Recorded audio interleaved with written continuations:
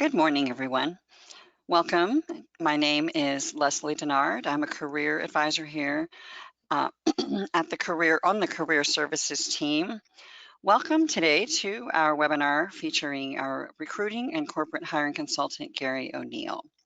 Today, Gary is going to be talking about how to make your resume rock. And I recognize a lot of folks on here already, and I'm so glad you're here because I know that Gary can do a much better job than I think. I've talked to half of you guys, and I know that what you hear from Gary will start to make a lot of sense and really help you through this resume hump, as a lot of people call it. So for this presentation, we are going to be using GoToWebinar, and it has basically, you're just in listen only mode. You won't have a microphone today. Typically, we don't have technical issues, but if for any reason you do have an issue with sound, you lose audio or anything like that, just exit the webinar and then log right back in. And that will usually help fix any issues. So that's pretty much a quick fix for that. Now, this session is being recorded. You will get a link to this recording as well. So that way, if you need to revisit anything, or if you want to pass it on to someone, feel free. We welcome anyone and everyone to hear what Gary's got to say as well. Now, let me just make sure that, first of all, y'all can hear me. There's a raised hand feature on your dashboard. Go ahead and click on that and see if you can do that. That will tell me whether you can hear me. Okay, awesome. I see some hands going up. That's great. Excellent.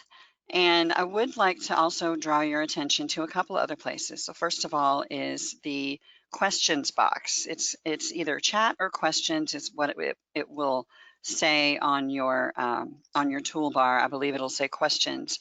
Feel free to type in any questions as we're going along. Sometimes we will be taking breaks in between and we'll answer some of those questions. So your question may not be answered or asked immediately, but it doesn't mean it's not going to get touched on or discussed as well. So keep those coming. We welcome all your questions. The other piece I would like to direct you to is to the handout section on your toolbar. It says it's on your GoToWebinar dashboard. The handout there is the Resumes That Rock. It's a PDF. And we're going to drop another one in just a few minutes as a template that Gary's going to be working with. So keep an eye out for that.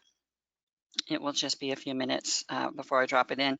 But that's what we're going to be using today. So we welcome you to download that, open it, follow along. Feel free to just soak it all in today as well.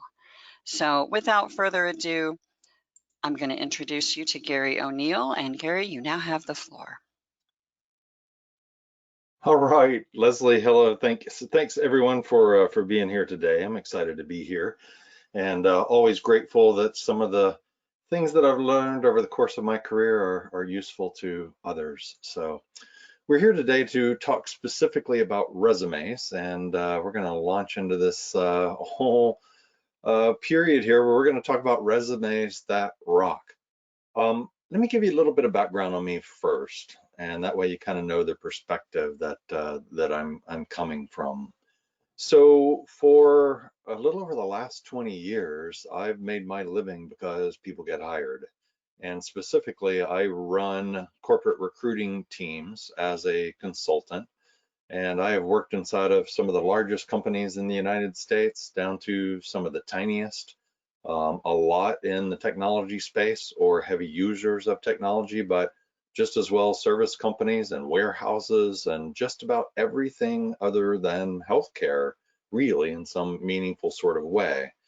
The reason why that matters is that I'm a curious guy, and I'm here to kind of take you behind the scenes. I mean, I've seen and been near well over 10,000 hires at this point in time, and have trained who knows how many hundreds of hiring managers and interviewers. And in the downturn of the 2008 and 2009, I started talking to individuals a lot about how to play the game called run an effective job search. And I get it, most people haven't been on the inside, and not only that, haven't been on the inside of as many places as I've been. And I've had the good fortune to have been inside at least 300, probably closer to 350 or more organizations in some significant way. seeing how hiring works. So through these series of webinars that we do, I try to share as much as I possibly can, essentially about how I would go about it if I was looking for a new job. Or another way to look at it is, if, I still make my living because people get hired. I run recruiting teams for companies. And, if you were to, in this particular case, if I could have you write the resume that I most want you to write, which means that you'll most likely get through the hiring process, which means I get paid because people get hired. That's what I'm here to do today, which is to share that with you.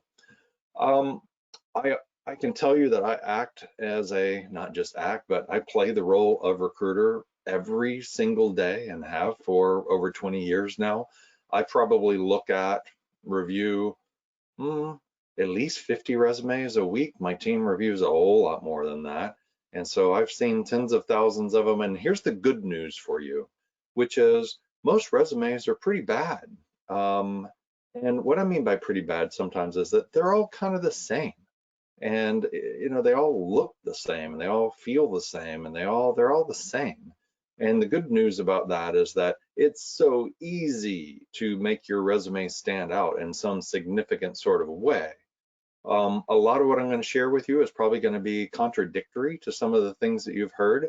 I could be accused of being somewhat of a contrarian, but the real truth is I'm about as contrarian as you could possibly get. But the reason why I would suggest that some of these things matter is that, again, getting back to the fact of the matter is, I make my living because people get hired. And I haven't seen it all, but I've seen a lot. And from a resume perspective, I'm here to tell you everything that I would do if I was writing a resume, or the things that I would like you to do if you were one of my candidates that I was moving forward to get hired. So without further ado, let's dive in.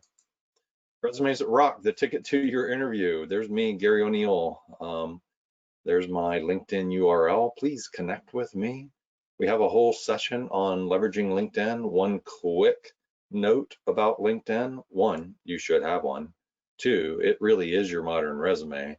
And three, you won't come up in anybody's search results if you're not in their network. So despite what you may have heard about LinkedIn in terms of only connecting with people that you know, that's an absolute myth.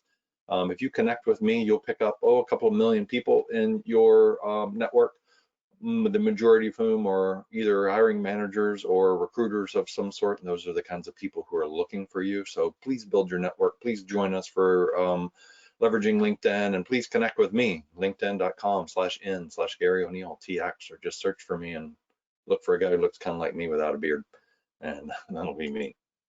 All right. Couple of ground rules about resumes. Here's the thing: there is no perfect resume. There just flat out isn't. And no matter what you do to your resume, once it's really good, no matter what you do to it, some people are going to like it more, some people are going to like it less. If you ask somebody to review your resume, they're going to have to feel obligated to give you some feedback. I think people hide behind their resume. And what I mean by that is, I see people working on it way, way, way too much, right? Way too much time on their resume. But that said, it's important to have a really good resume, but at some point it's plenty good enough and you need to spend your time on some other things. Join us for effective job search strategies. I'll tell you all about those other things. But here's the deal: there's no perfect resume. No matter what you do, some people are going to like it less, some people will like it more. There's no perfect resume format, but here's one thing I can tell you for absolutely sure: clean, simple, lots of white space, right? We could run with that, and that'll help you out a lot. Please no formatting, please no columns, please no lines or rules or those kinds of things. Like really, really, really simple is best for any number of reasons. And I'm going to share with you some more about those reasons why as we go through this. Here's the thing about your resume. Your resume is really an athlete, and the kind of athlete your resume needs to be is an obstacle course runner. And the thing is, just like with what's it called, American Ninja, or the different obstacle course things, you don't know exactly what obstacle course your particular resume is going to run with regard to each and every single company. And so that means your resume needs to be a true athlete, which means it needs to be, it needs to work well in just about any environment that you can put it in. And so let's talk first about what this obstacle course typically looks like.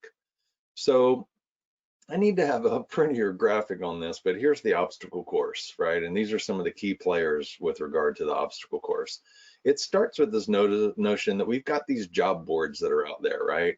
And I'm talking about Indeed, I'm talking about things like ZipRecruiter, I'm talking about all these, all of the noise that exists out there in the world with respect to jobs, job boards, job postings, all of that kind of stuff. By the way, as a recruiter, the last thing in the world that I need is another job board. So if you're one of the people who's thinking about creating some specialty job board, please don't.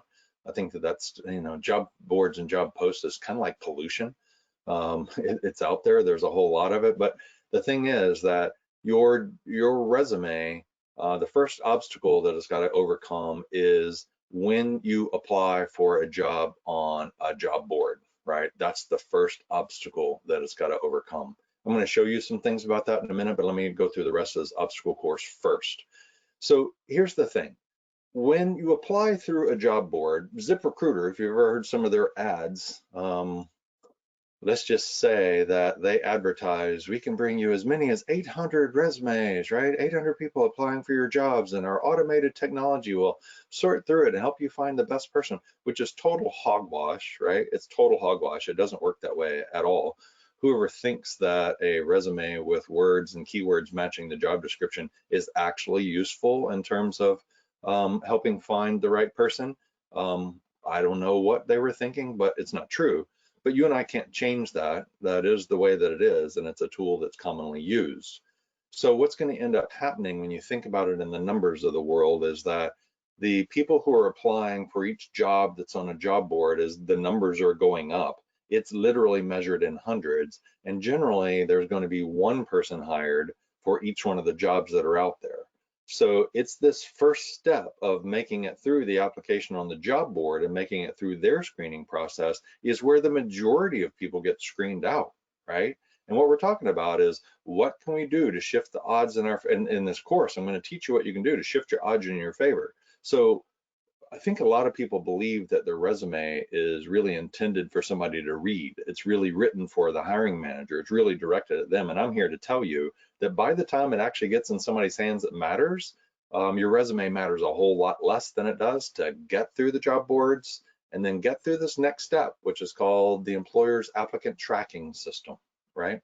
So what happens is that when you say apply for a job on Indeed, and I am going to show you some things about that here in just a minute that I want you to know, but what will happen is that that application generally is going to go into an employer's applicant tracking system.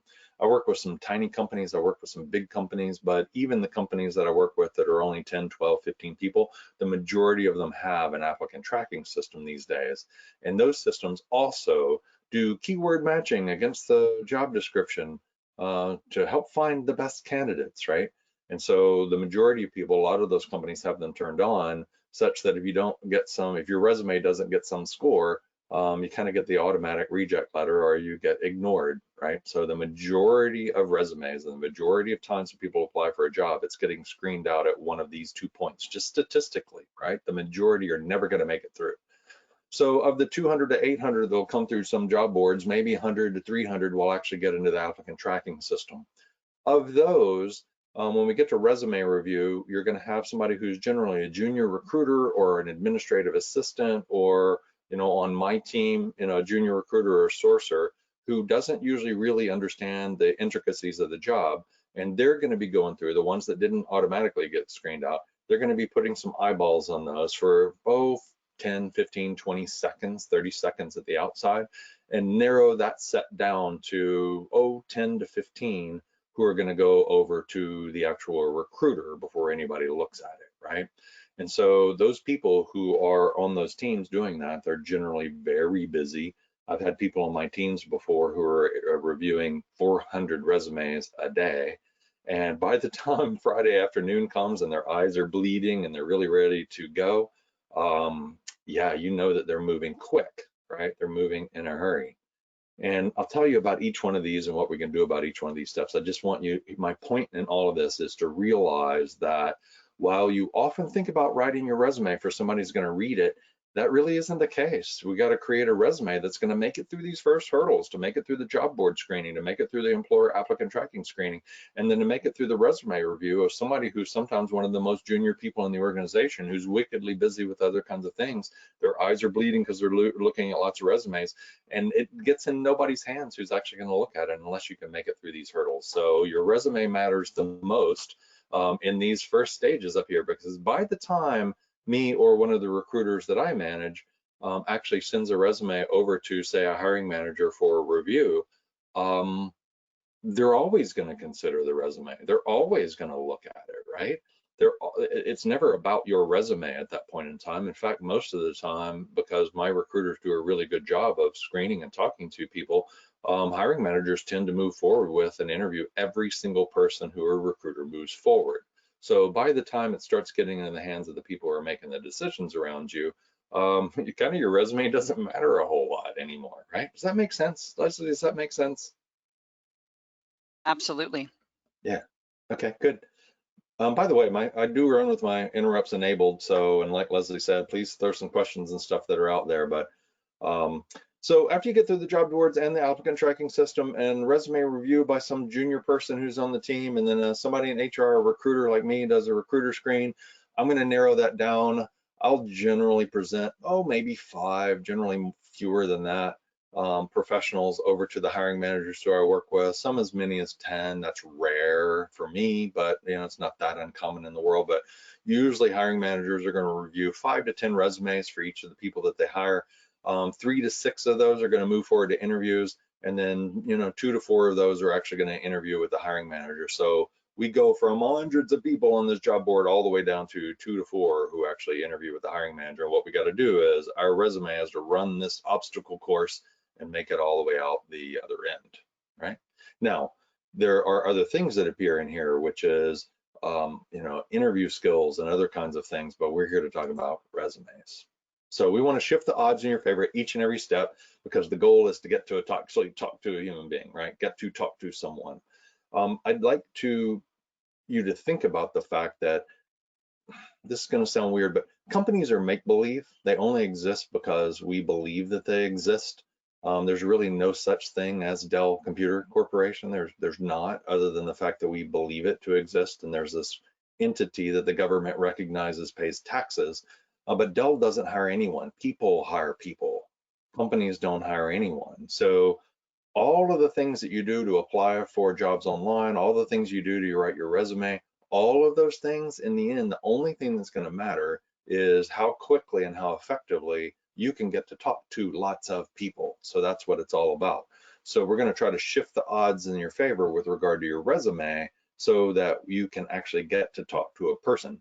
I'll do a quick plug for effective job search strategies, which is we tell you some other ways other than just applying for a job, so that you can kind of skip the line and skip some of these steps and go straight to the people. But no matter what, getting hired is all about engaging with, finding people to talk to who you can help. That's what getting hired is all about. The other thing that's a general concept I want you to really not just understand, but to take to heart, which is hiring you is not one big decision. Are we going to hire you, extend you an offer? Are you going to accept or not? It's not one big decision like that. That is not how this game is played. Getting hired and recruiting and interviewing and all of that stuff, I mean, it's a game of inches, literally. And it's this whole series of micro decisions. And those micro decisions actually come with sound effects if you've been in some of my programs before. And the sound effects are these. They're like, oh, yeah, great, awesome, right? There's those kind of sound effects. And there's also sound effects that are like, I don't know, maybe, right? So, I mean, just the sound of that, yeah, or right? So it's all about this whole series of micro decisions, and you get hired when the number of O's significantly outweighs the number of M's, and you have more O's and a higher O to M ratio than the other people who are being considered. It's my job as a recruiter to ensure that the hiring manager has a very difficult time making a decision, because they have so many highly qualified people that they just can't decide which one to hire. It doesn't always go down that way, but that's what my job is, right? So just know that even reading your resume It's not one big decision. It's this whole series of micro decisions that happen when somebody reads your resume. Let me give you a quick example of that.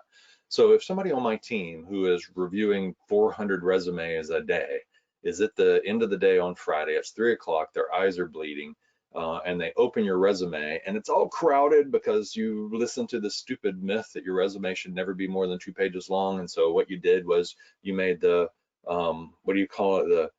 I can't think, the margins on your resume, you know, a quarter of an inch, and you packed it in there and their eyes are bleeding. And as soon as they open their resume, they go, oh, are you kidding me? That's not cool, right? It may be done that fast. You know, done. Because there's always another one. There's always another one. There's always another resume. And by the way, I'm going to move back up here. These stages that are right here up at the top, this set, the machines and the people who are involved in this are almost never double checked. They're almost never reviewed. They're almost never held accountable. And it's really, really easy as the person who's running one of these machines just to say, next, right? Resume comes up, I get to choose move forward or not. Next, next, next. So that's how this game is played, right? And it operates off this thing called confirmation bias. And confirmation bias appears throughout the entire interview process, but it's kind of a big deal. And the notion of confirmation bias is that as people, we like to be right, and we tend to make decisions quickly. And once we've decided something, it's very difficult not only to get us to decide something different, but once I've decided no, I'm looking for evidence to reinforce the no decision that I already made. In other words, if I go, I'm now looking for reasons to go, it's just human nature. If I go, oh, now I'm looking for reasons to do that. I can't tell you how many times, thousands of times, I've seen a hiring manager reviewing a resume. And they start at the top and they work their way down. And sometimes I've seen people, you know, we're trying to hire people for, say, an accounting position. And they go, oh, wow, this person works over at Frog Design. Frog Design hires really well. I bet that not only that, they probably know all about design things, which is important to us. I'm kind of going, you have no clue. You have no clue. This is an accountant that you're talking about. They're not even going to design stuff. And all of a sudden they're making these really weird decisions like right off the bat. And all of that is based upon this weird human being nature thing called confirmation bias. But once we understand it, we can really take advantage of it in building our resume. I promise you, we're going to get to building a resume. I just want you to understand that most people want to talk to you about resumes, want to talk to you about formatting and the text that's on the page. Here's the thing. It's building a great resume isn't really about that. I mean, it's the final thing you do, which is manifest this stuff on a piece of paper. But what a resume is really about is it's really about telling your story, because it is your proxy, it is your stand-in, it is your athlete, and it is your obstacle course runner. And if we're not really clear on where we're going and how we align things and what our story is, then our resume is going to be just like everybody else's, which is not very good. So I want you to understand these things that I'm talking to you about, because if you understand this stuff, you're going to better appreciate or better understand why I'm going to make the suggestions I'm going to make to you when we get to building your resume. I promise we're going to get there. So the confirmation bias is about you see what you want to see, you hear what you want to hear. Yes looks for yes, no looks for no. So as soon as people start deciding things about you, they start looking for that. So let's talk about the kinds of things that get a yes, that get yes. Oh yeah, great. So desired things. I'm looking for somebody with these skills, with these technologies. Those things are desired. As I see those things, yes, yes, yes. I see the things that I'm supposed to see. Now, let's talk about the obstacle course, which is, it starts with the job board screening systems. By the way, do you know that when you apply for a job on a job board like ZipRecruiter or Indeed or whatever, that doesn't necessarily mean that your resume is actually going to ever go to the client. Sometimes those tools, I can set it up so Indeed only shows me the ones I only get notified about the ones that make it over a certain score. And ZipRecruiter, that's their big advertising thing. So it is not guaranteed that when you go through those things that your resume actually even gets to anybody. And when we're talking about these desired things, yes, is what we're looking for. Those systems and the applicant tracking systems, they're really, really dumb. They might claim AI, but AI is really not just not just word matching. It's not just keywords, it's word matching. Here's the thing, to get through the job boards and the applicant tracking systems, if you took the job description and you pasted your name and your contact information at the top, you're going to get a really high score. Now, if the person on the other end is somebody like me, I would definitely talk to you because I think that that's funny. And you know, but I think most places probably wouldn't think it was funny, and you probably get screened out for it. But my point is that the very, very earliest stages of the obstacle course is not even a human being. It's a very, very dumb algorithm. And the desired things for the dumb algorithm is words in your resume match words in the job description. It's really that simple, right? That's the desired things. Now, discovering learning things is when a human starts coming in. And the idea is that if somebody can discover something or learn something in a resume, make some kind of a connection that makes it goes, oh, hey, wow, that's interesting, right? These, I see the stuff that I want and these other desired, interesting things that I'm learning. Those things make people say yes. Easy and simple things make them say yes. Lots of white space makes them say yes, right? Bullet points that don't say, you know, please don't have phrases say, you know, integrated consistency to drive business results through infinite numbers of, you know, that stuff. Yeah, no. Please don't. I mean, make it really, really simple. You know, if you're maybe not elementary school, but certainly if you're a junior high kid, can't read your resume and know what every single thing once it's not simple enough, make it easy and simple. By the time it gets to a person, the person it's getting to, the assumption you should make is they're very busy. They're going to take 10, 20, 30 seconds to evaluate your resume. I'm not talking about the hiring manager. I'm talking about this early stage process. And if it's not easy and simple to look at, they go, and you're done, right?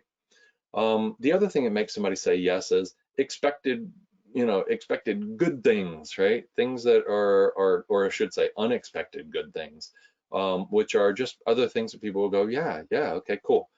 The things that, and maybe just contrast this to know so it'll make more sense.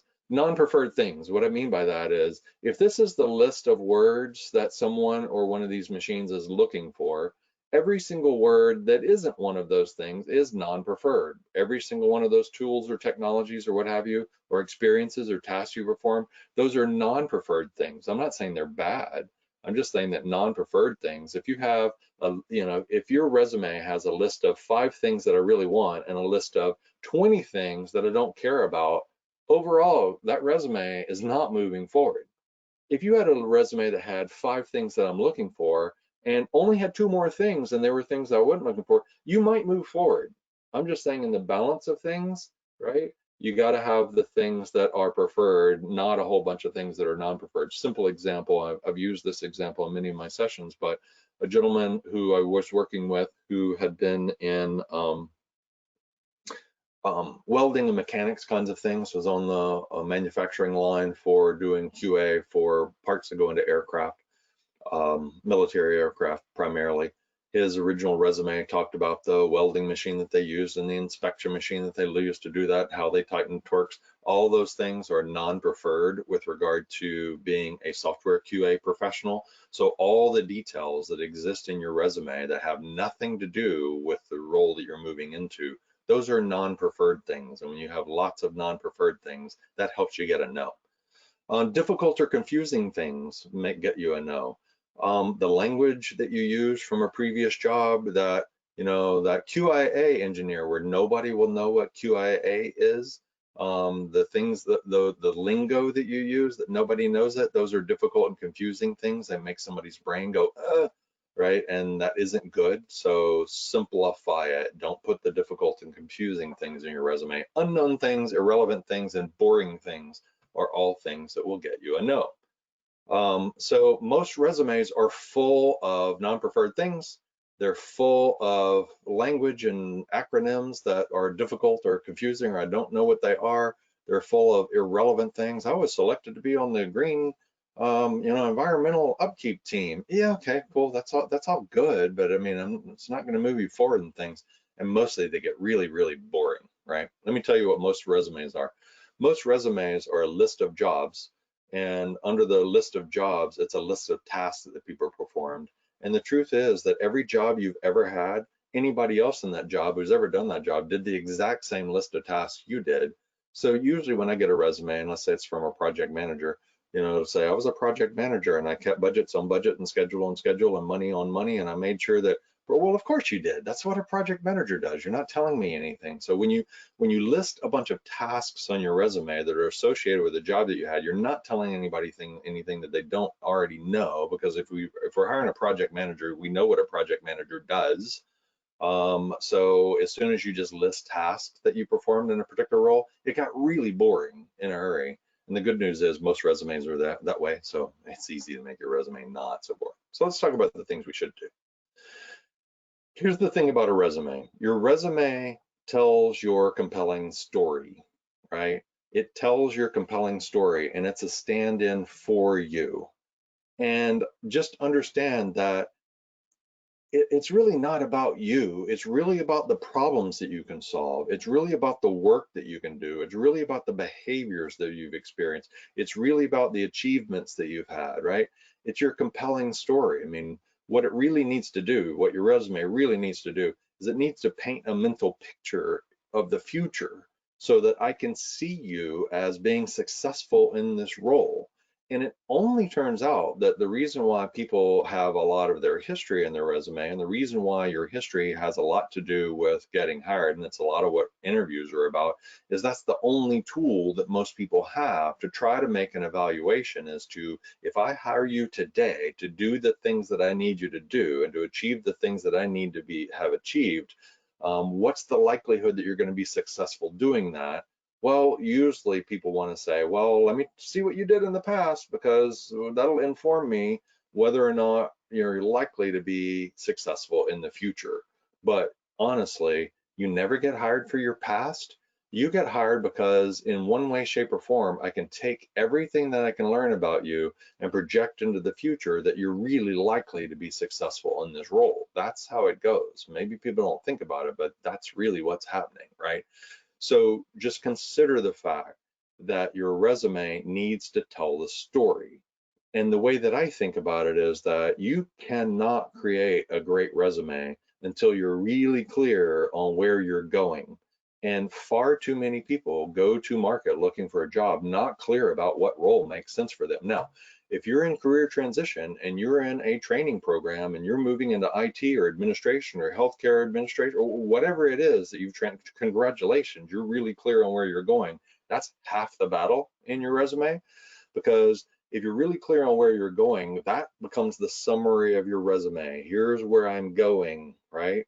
And then your entire work history or your professional history or your experience, whatever you want to call it, the bulk of your resume is simply going to be your story that leads up to today, which gets to the summary of your resume, which projects into the future. And until you really understand that that's what your resume is about, and until you're clear on where you're going, you cannot craft a great resume, because you're hired for your future potential, not really for your past, right? Here's the deal. What hiring managers really want to hire, I mean, this is the ideal hire for a hiring manager because it's super really low risk. So if this is your past over here on the left, and this is your future moving forward on the right. By the way, when I do that, do you see my cursor? Leslie, do you see my Yeah, cursor when I move that? Okay, I cool. do. I see it moving around. Okay, cool. I didn't know whether it hid that or not. But if this is the past and this is the future, and I'm evaluating you today, and I'm going to hire you today, the reason why I'm hiring you is because I'm going, whoa, Leslie's going to be wildly successful on my team in the future. I think that she's going to be a star, right? And in your past, you did all the things exactly in line, and you've grown, and you've been doing the exact same things. I'm going to hire you today. It's easy to expect that you're going to be successful in the future. This is a very low risk hire for a hiring manager. It's what they want, but it's not usually what they get. Most of us look something like this, which is our background's a little bit eclectic. It's been over here, it's been over there, or sometimes it's been in a straight line, but it's in a different direction than we're going in now. That's a classic case of being in career transition. Millions and millions and millions of people have made career transitions before, so you can too. But for a hiring manager that sees your past that's disjoint like this, or maybe even going in a different direction, and now you're going to go in this direction, that leaves them a question mark.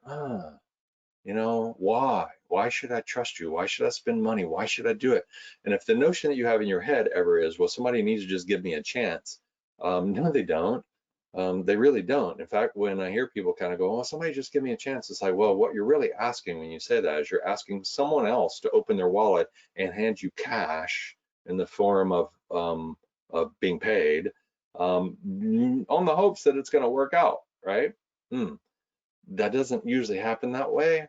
And so it's your job in your resume to do this, which is if your background is disjoint or in a different direction than when you're currently going, you need to smooth these curves and you've got to tell your story. And you've got to take everything that you've done in your past, make it relevant to where it is you're going in the future so that I can now say, oh, okay, that makes sense to me.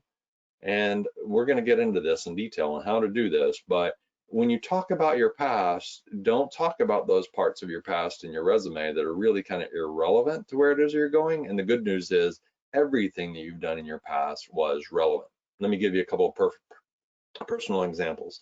If I go way back, I worked as in fact, I learned so much as a waiter, server in a crazy, insane restaurant. So much about people, so much about behavior, so much about decision making, so much about influencing people. I learned so much working in restaurants that apply to what it is that I do today. But I wouldn't talk about the food. I wouldn't talk about any of those kinds of things. I would talk about, if I had in my resume, I might, I would talk about learning to work with people, learning to interpret, learning to provide great customer service. So, learning to influence, learning to, those are the things that I learned from that particular job that very much apply to my ability to be a recruiting leader. Another example is that my first real job out of college, I was a software engineer working on Space Station Control Center of all crazy things. But I probably wouldn't even put my title as software engineer. I would probably say team lead. And I probably wouldn't talk about writing software. I would probably talk about the fact that I hired 5 people onto my team, that I did a lot of interviewing, that I was involved in the interviewing and hiring process for my company and my team, that I did personnel reviews. That was only 2% of what I did in that job, but it's the only part of what I did that's relevant anymore. So I just would leave out all the stuff about writing code, right? Because that kind of doesn't matter. It doesn't have anything to do with anything. All right. So what's the very first opportunity for your resume to earn a yes or a no? To earn a oh or a hmm. And it's probably not where you think it is, because it's right here. It's in your file name, right? It's in your file name. And this might seem silly to you, but here's the deal. The people who do what I do, what my team does, we do it so much. And there's hundreds and hundreds and hundreds and hundreds and hundreds and hundreds, and oh my God, just this pile of resume that you're just getting crushed under. So you got to do something for fun, and you just get worn out with it. And when you see a resume and it's attached to something, the resume name is G. O'Neill Sales Resume, version 2.2, March 2020. I'm kind of going, what? What other resume do you have? Why did you do that? Like, you named that for you, didn't you? You didn't name it for me. You're not trying to help me out. You're trying to help yourself out. All those things run through our head, right? That fast, right? I got one the other day. I wish I'd saved it. It actually said, blah, blah, blah, first initial, last name, corrected resume. I'm kind of going, well, I want to see the not corrected one. What corrections did you make? Are you kidding me? Now, your file name usually won't get you totally in or totally out, but this is the first time that your resume is making an impression. It's before I've even opened it. How about you name it for the person you're sending it to you? Something like Gary O'Neill resume? That would be really cool, right? So that's an example of what I'm talking about, these little teeny tiny micro decisions along the way, right? Let's talk a little bit about file type, and pretty soon we're going to jump into actually building a resume. While we're talking about kind of file names, file type is really, really simple. Word, please. Word is preferred. It works on mobile. It's easy for you to be able to edit and change.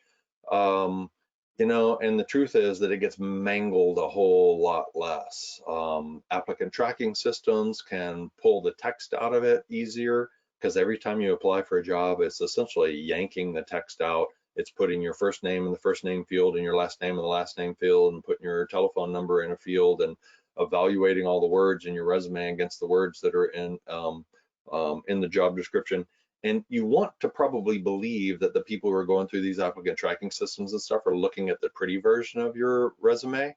Probably in half the cases, we're not. We're looking at the text version because it moves a whole lot faster in these applicant tracking systems. So all the time and energy that you put into making your document pretty and all that kind of stuff, for that first couple of people who are working out of the applicant tracking systems, they don't see it, right? They often don't see it. Probably 40% of the time these days, they don't see it at all.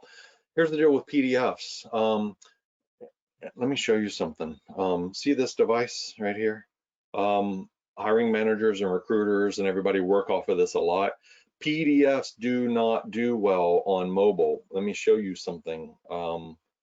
So I want to show you what it looks like for me as a recruiter. So what happens is I have an interview coming up this afternoon with someone. And if I'm out and about, it's going to be on my phone. And let me show you what I've got in terms of their resume on my phone. It's a PDF, right? And so, but I can't read that. I mean, I can't. I just flat out can't. And I can't resize it. This is coming out of my applicant tracking system. I can't resize it. I can't change. This is flat out worthless to me. And so since the PDF can't be redone, if this was a Word document, I can zoom it in, I can do all kinds of stuff, way more flexible on mobile devices. Also, if I look at the resumes that get mangled in the applicant tracking systems that don't have people's names or contact information, or you can't view them anymore, at least 80% of all the errors that are in these applicant tracking systems and job board things are because of PDFs, not because of Word. So, I'd suggest you just use a Word document, never a PDF. Yeah, just a little on that. The other thing about Microsoft Word, just real quick while we're on that, is don't use the header section and the footer section. You know what I'm talking about? How Word has a header, has a footer. Yeah, don't use those. And the reason why is a lot of the applicant tracking systems, there are hundreds of them, and they're built by tiny teams of 3, 4, 5 people, 10 people, and they don't even look in the header section. So yeah, don't use those things, right? It's a good idea because you won't work well and a lot of others. Avoid the graphics, avoid the charts and the columns and the breaks and the lines and the rules. They get mangled in these systems. They don't work well because these tiny teams don't know how to deal with those kinds of things. Super simple, super simple, super simple formatting is the best by far. Let me show you something real quick. And what I want to show you is this one that I got just the other day as an example. I asked this gentleman whether it'd be okay, and he said, yeah. So here's the deal. Love this resume in terms of kind of how it looks and stuff like that, right? Doesn't that look nice? It's all good, right? All good. So here's the problem with it, right? So see this? One, it's a PDF. Two, this letter J is separate from the rest of those. It's just visually looks there, but it isn't really that person's name. They got their street address here, which is totally not cool. And what happens is over here, they have LinkedIn, which is a link here, but when it got pulled into the applicant tracking system, all links get stripped out because sometimes they lead to bad viruses and all kinds of things. So anybody that once this gets pulled into an applicant tracking system is they can see the word LinkedIn, but the link is actually gone, right? And even more important, let me show you what this thing looks like in the actual applicant tracking system once it gets converted to text. See that? This is what we see on the receiving end of that, right? This is what we see. See this part right here when it has this nice global product development leader up here at the top in this PDF? It's gone totally. It was a graphic, right? It's gone. And yeah, all the bullet points and stuff are gone. See those nice columns and stuff that bothered to put in? All it does is it shows up here, and in the applicant tracking system, it's hard to see. The only thing that the user gets to see in the applicant tracking system is it was from this top J down to this word inspires. This is all they get to see. And in the applicant tracking system, there's a button here that says basically advance to the next step or decline out. Yeah, you know it's going to happen, right? It's going to get declined out. So all this is a super simple example of how often this happens. Oh, look, global product development leader. I did pull it out and just stick it in the middle of the stuff. Super simple example of what would otherwise appear to be a really nicely formatted resume that looks like garbage in these applicant tracking systems. This is an awesome way to get yourself screened out. All right, it's a really great way to not make it through. Does that make sense? Leslie, how are we doing? We are really doing well. We do have a few questions when you're ready. I mean, they're all related to this piece. All right. Well, But yeah, keep going. let's bust a myth real quick and then we'll do it. That sounds good. All right, so here's the Mythbuster. No longer than 2 pages, right? I mean, where in the world did that ever come from? So here's, if you may have seen me do this before, but that's ridiculous, right? It's ridiculous. It's one of the most ridiculous myths I've ever seen. It's super common. It's out there. Here's the reason why. That's a total. It's totally not true. Here's the reason why. So imagine this is your resume. I have it in my hands or on my screen. I'm kind of going, oh wow, yeah, okay, great, nice, cool. Page 2. Oh yeah, oh yeah. Uh, oh, there's a third page. They're out. Like that would never happen. It would never happen, right? And all I know is that here's what gets you out. Boring, irrelevant, eh. And I'm not even going to page 2 at all. That's what gets it out. I think that anybody who tells you that your resume should only be 2 pages is they're trying to help out. It's this misnomer that your resume shouldn't be too long. Here's the deal, right? The real truth is if it's longer than 2 pages, it's probably boring and irrelevant. It's just a good indicator. If it's rolling over more than 2 pages, is your resume boring and irrelevant? If it's moving much into 3 pages or so, I bet it is. So the thing to have for your resume is, I wish it was as simple as saying it should only be X number of pages long, but that's not the answer. A boring, crowded, disgusting resume, I don't care how many pages it is, isn't going to work well. So it's not about page count. Just, if your resume is running over to the 3rd page, just do a check to see whether it's boring and irrelevant. Don't make the margin smaller just to get rid of the 3rd page. That's just stupid, right? It's just stupid. I don't know whoever came up with that. Just stupid. All right. Reducing margins, crowding the corners, squeezing the characters, that doesn't make it less boring and irrelevant. That just makes it crowded. So you jumped out of the frying pan into the fire as soon as you did that. That's just dumb. All right. We're about to jump into what makes a resume rock. And thanks for being patient with me with all this stuff, because I want you to understand all of this stuff that I'm talking about, because it's not about your format. It's not about your template. We're going to get into the meat of your resume here in just a minute. So what are some of the questions we can take right now before we dive into this resume thing? Definitely. Some of the questions, and actually, I think you're going to answer some of them as you Okay. go. One, just to kind of give you a little bit of a heads up, an idea on what they are. First of all, one question is, can you give us an example of a non-task sentence to put on your resume instead of like, when you have a job, essentially your entry looks like a job, bullet points versus why you were special in that position kind of Oh, thing. sure. There's so many of them. So let me be an accountant for a second. And Okay. as an accountant, I could say I'm responsible for all of accounts receivable, right? Well, of course I am, or the controller, right? I'm a controller. I'm responsible for accounts receivable. Well, of course I am. I'm responsible for everything in accounting. So rather than saying that I was responsible for accounts receivable, how about I say reduce days outstanding by 15 days down to 25 days, increasing cash flow by $450,000 a month. Okay, that matters. So that's what you did to make accounts receivable better, right? When your task says, I put boxes on shelves in the warehouse, well, why not say, kept the warehouse floors clean, reduced safety errors, and, increased warehouse efficiency so that we could load trucks 20 minutes faster, that kind of stuff, right? So anytime you have something that's a task, I did this thing, I was responsible for this thing. All you got to do is think about, well, why were things better because you did that? Why did that thing matter? How big was it? How could you size it? So, okay, great, you swept the floors. As a result of sweeping the floors, what was better? So that's how you go through that exercise of changing it from a task or responsibility into something that's a lot more outcome oriented, because nobody cares that you swept the floor. Nobody cares that you're responsible for accounts receivable. They do care that you reduce days outstanding to 25 days and increase monthly cash flow by 450,000 bucks. That matters.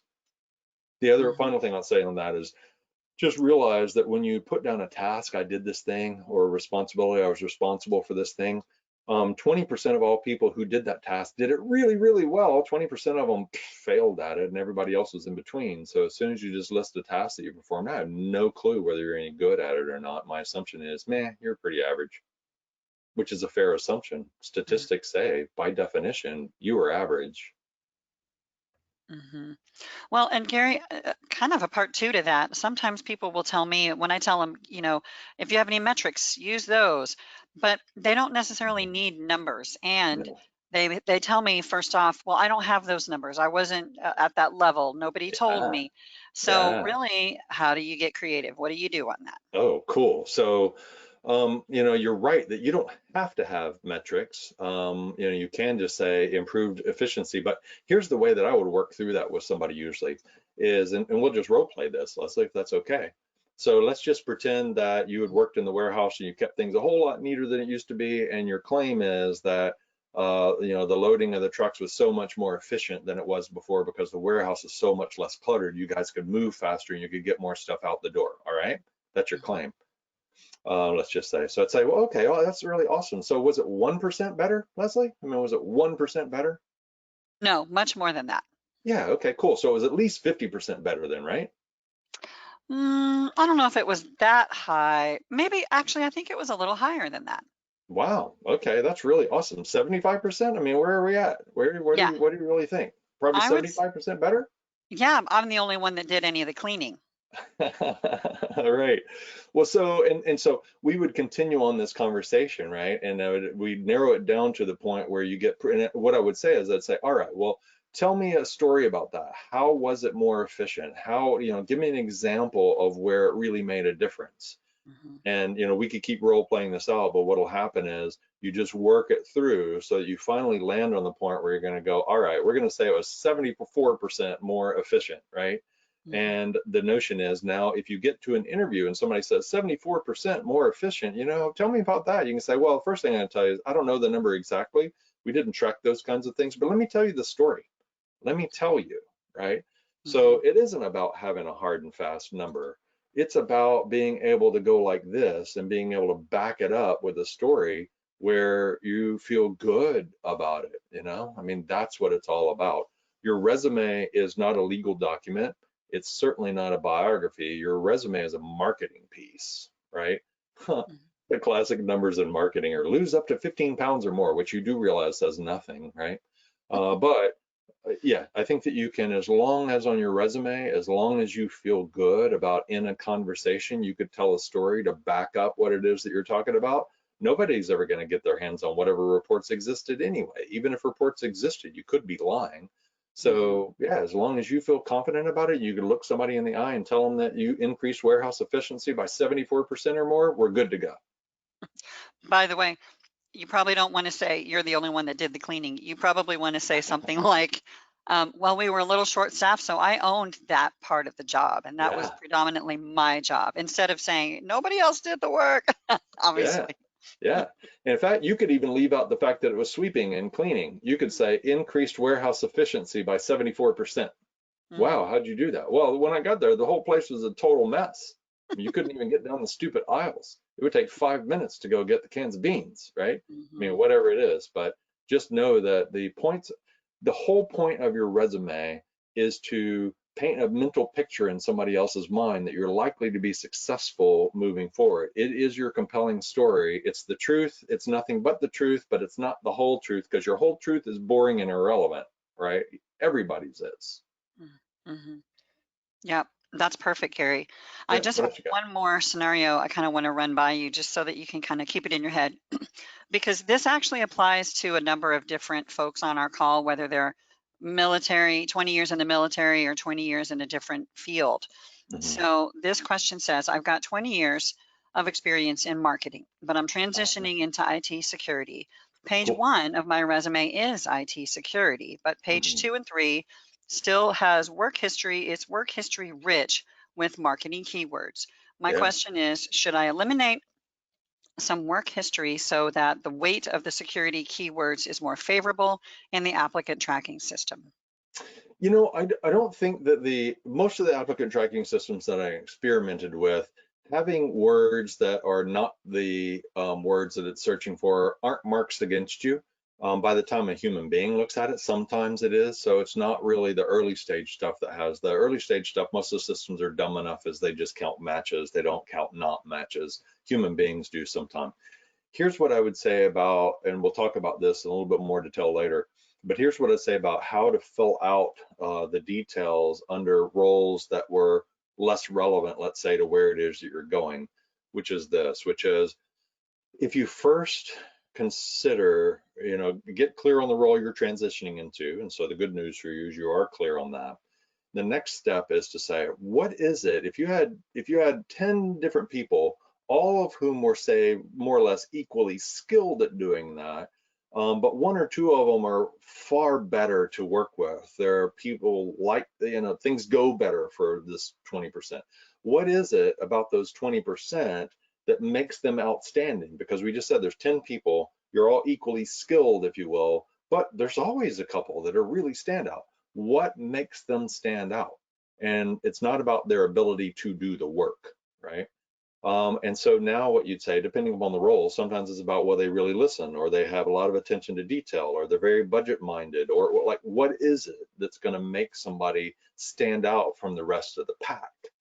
And then once you recognize what it is that's going to make somebody stand out from the pack of all the other people who do that work, you just created a list of attributes and characteristics that are going to make someone successful in the role that you're transitioning into, above and beyond their ability to do the work. Then you can look at your past in marketing in this particular case, and did you exhibit those kinds of characteristics? So if you're transitioning into IT and IT security, extreme attention to detail really does matter. Vigilance with respect to, ensuring that, that things were used properly and that the right versions and stuff were out there. I mean, there's all kinds of stuff that can apply with regard to that. So if you think about what's going to make somebody great in IT security, how did you exhibit those things? So now as a marketing person, instead of talking about content marketing and launching this product and those kinds of things, whatever it is, the details of it, you can now essentially pick up, and talk about the fact that, attention to detail, budget mindedness, ensuring that, the work was tied to business success. And you can talk about those kinds of things as opposed to talking about any of the specific tasks or anything that you did in marketing. You can talk more generally about, about the characteristics and the other types of things that are going to make you great as you transition into IT security, because there's nothing about doing marketing work that had anything to do with IT security, but there's a lot of the behaviors that you would exhibit that are very relevant. That's perfect. Thank you. Cool. All right, let's do a resume now. Okay. Thanks for Sounds letting good. me do all this stuff. What is a resume that rocks? It's this. It's one that has more yeses than nos. In fact, anything that's on your resume that you think might be a no, take it out. You're better having less in your resume. You're better having less in your resume. You're better off having less in your resume. If you're not, it's the same thing in an interview, right?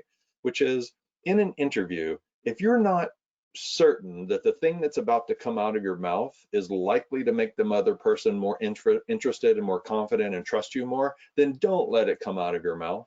Let me give you a quick example, which is, what is it in a first interview about you asking how much paid time off they get is going to make somebody more interested in you? It's not. So don't ask that question, right? Just don't.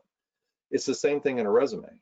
When you start thinking about putting that bullet point on your resume, by the way, your resume is heavily bullet point oriented, not paragraph oriented, right? These people are moving fast early stage. We're not reading paragraphs, right? So, yeah, so if you're not sure that that bullet point is likely to make someone more interested in you, then don't use it. Don't have it. It's probably a meh, right? A resume that gets through each one of these obstacles, right? And we're going to talk about the obstacles and how to get through each one of them. It answers the 5 critical hiring questions, which we're about to get to, and passes this little 3-point review that we're going to do. So the 5 critical hiring questions are these, which is, I don't know that anybody but me talks about these, but I've thought about it before. I've thought about it a lot, which is, what's going on in somebody's head when they're reviewing your resume or interviewing you or what have you. And I'm not talking about the applicant tracking system. There's nothing going on in its head other than counting word matches. But people want to know, who are you? What do you do that's relevant to me? right? What do you do that's relevant to me? Because by the way, all those things that are interesting about you as a person and all those things that you did in your background that aren't relevant to me, I don't care about them. And in fact, telling me about them makes me less interested in you because I'm busy. So what can you do that's relevant to me? How well can you do it? Do you have proof, right? What proof do you have? And do you understand how you can help me in my business? I mean, that's what it's all about.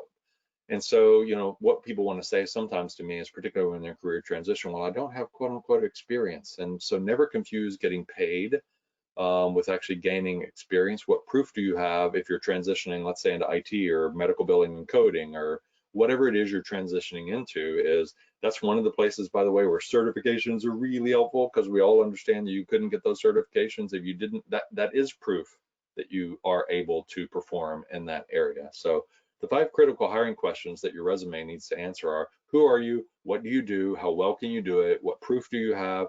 And how can you help me and my business, right? A quick 3-point review on your resume is it clear what jobs make sense for you? And what I mean by that is I play this game all the time. In fact, I see resumes sometimes. People just send me a resume and I'm kind of looking at it, kind of going, if every job in the world was open for me to put you into the right place, I have no idea where I would put you. Like literally, I have no idea. Lots of times on a resume, kind of going, yeah, your background's been all over the place, and what you're telling me is you're open to possibilities. I'm kind of going, yeah, no idea. So if someone who doesn't know you, who you haven't talked to, and you didn't apply for a job, if somebody could just had to pick up your resume and say, oh, I know the exact right kind of job for this person, then your resume fails that test, right? And lots of resumes fail that test, right? The summary of your resume needs to describe your future, not the past, right? So that's a second point on your resume review, which is the summary. The top part of your resume is talking about the future, not talking about the past. The rest of your resume is so short, you don't need a short version of a short resume. It doesn't make any sense to me. The summary is about your future. So that's particularly important if you're in career transition, because I'm going to start at the top and see your name and see if you contact. And the first thing I'm going to do is read your summary. And if what your summary is talking about, in this case, marketing from IT, I wouldn't talk about marketing at all. It doesn't help. But what you would say is, I'm an IT and security professional. I've achieved these kinds of certifications. I understand these technologies and solve these problems and, help, create these results inside of a company. And then at the top part of the experience section, I would talk about the training. I would put that in there because that's an important part of your story, right? And that's an important part. So the summary describes your future, not the past. And then your work history tells a story that supports the future when you read it from the bottom up. One of the secrets that you probably don't know is that those of us who are, I'll say, really good recruiters, I'll put myself in that category, we read resumes from the bottom up. I go straight to the bottom. And if you've talked to a recruiter who's been minted in the last 10 years, they don't do this anymore. But it's really cool. Take a resume, read it from the bottom up. And of course, not the sentences backwards, right? That junk, right? Read the story. Stories have a beginning, and the beginning of your story was at the beginning of your career. I think resumes are upside down. Don't change yours. That would be weird. But I don't know why they start with the most recent stuff. That makes no sense to me. So your resume should tell a story when you read it from the bottom up. And if your resume doesn't tell a story from the bottom up, it's not a very good resume. Somebody reading your resume from the top down, which is how they're going to look at most of them, they won't have any idea why they like it a whole lot more. But any resume that could be read from the bottom up and it just makes sense, and the story connects itself together, so much better. Here's what I want you to do. The super short version of how to create a great resume is, let's just assume, Leslie, you were transitioning into IT from a career in marketing, and say, okay, cool. So, tell me your story. Take me back to the beginning and make it relevant. I mean, why are you changing jobs in IT? I mean, tell me about your first job. And you would begin to tell me about your first job and say, hey, what about that first job has anything to do, not just anything to do with, but did that lead toward this? In what way? And so, I just want you to tell me your story. And then once you tell me your story, and we've got that story, and now we understand where we're going, we can hone the story in terms of what is it that's going to make somebody really stand out from others who can do this work in the future. Did you exhibit those things? And now what we have is a story from the bottom of your resume all the way up to the top and projecting out in the future. That's what makes a great resume, quite frankly. And it's hard, it's a little hard to do, right? It's a little hard to do, but it's certainly doable. All right. Here's what a resume at the Rocks is not. It's not a biography. It's not a history lesson. It's not a legal document. And it's not a list of stuff that's not relevant. You know, all the details of what you did in marketing, it's kind of irrelevant to IT security stuff. And here's the deal. And I'm going to stick with that one. I'll often do nurses, but whatever it is, I'm going to stick with, you know, this notion of marketing into that. It is cool that you were a professional, and it is cool that you understand how business works. In fact, you, because of your background and understanding how to tie your work to business success, most people who are in IT don't understand how to tie their work to business success. You do. And one of the things that's going to make some IT professionals in security really stand out from others is they understand that what they do has to create business success in terms of either increased efficiency, decreased cost, increased revenue, increased customer satisfaction, right? It's only one of those kinds of things. And you will be able to speak to that in those kinds of terms in the context of IT in a way that other people who haven't had the business experience that you have flat out can't. It's almost not fair how much of an advantage you have over everybody else, right? See it that way. So yeah, this is what your resume is not. By the way, on it not being a legal document, literally it's not a legal document. Have you ever had the experience where all the information, where they want you to fill out an application and you want to go, all this information's on my resume, right? Do I have to write this stuff down again? And the answer is yes. And the reason why is because your resume is not considered a legal document, your application is. So if in the future you're a troublemaker, which by the way, every problem inside of companies is caused by a person, every single problem is caused by a person. But if you're that troublemaker and we literally want to fire you, one thing we can fire you for, I don't care how long it is from now, is falsifying information on your application. I can't fire you for falsifying information on your resume. So part of the reason for having people fill out an application sometime and why you have to do it is that if in the future I find out you falsified your dates, I can fire you for that. And I'm nice and clean and it's simple and you got no case against me at that point in time, right? Yeah, there's a little secret for you. So your resume is not a legal document. And on that note, by the way, but not being a legal document, my title in that job that I was talking about way back when was senior software engineer. I would not put senior software engineer as my title on any job I had in the past. I would put team lead or something like that because being senior software engineer makes people go, huh? So you're a software engineer? You're a network engineer and now you do recruit, huh? Right? And it makes people's heads spin a little bit. The things that you do that make people's heads spin are not in your best interest. But if I talked about being a team lead, talk about doing interviewing, talk about hiring people, talk about doing reviews and the rest, people go, oh, okay, well, that makes sense. So you need this stuff that you talk about to be things people go, oh, okay, I see, that makes sense, right? So it's not a legal document. You don't have to put literally what your official title was. You can put a title that makes sense. Yeah, all right, cool. All right, ready to create a resume? Here we go. I promised you we'd eventually do it. So now we're actually ready. So here's what you need to do to be ready to write your resume. Step number one is you really need to be clear on where you're going. Congratulations to you if you're clear on where you're going. Congratulations if you're in a training program and you're clear on where you're going. If you're on this call and you're one of the people who's open to possibilities, I'd suggest that I make my living because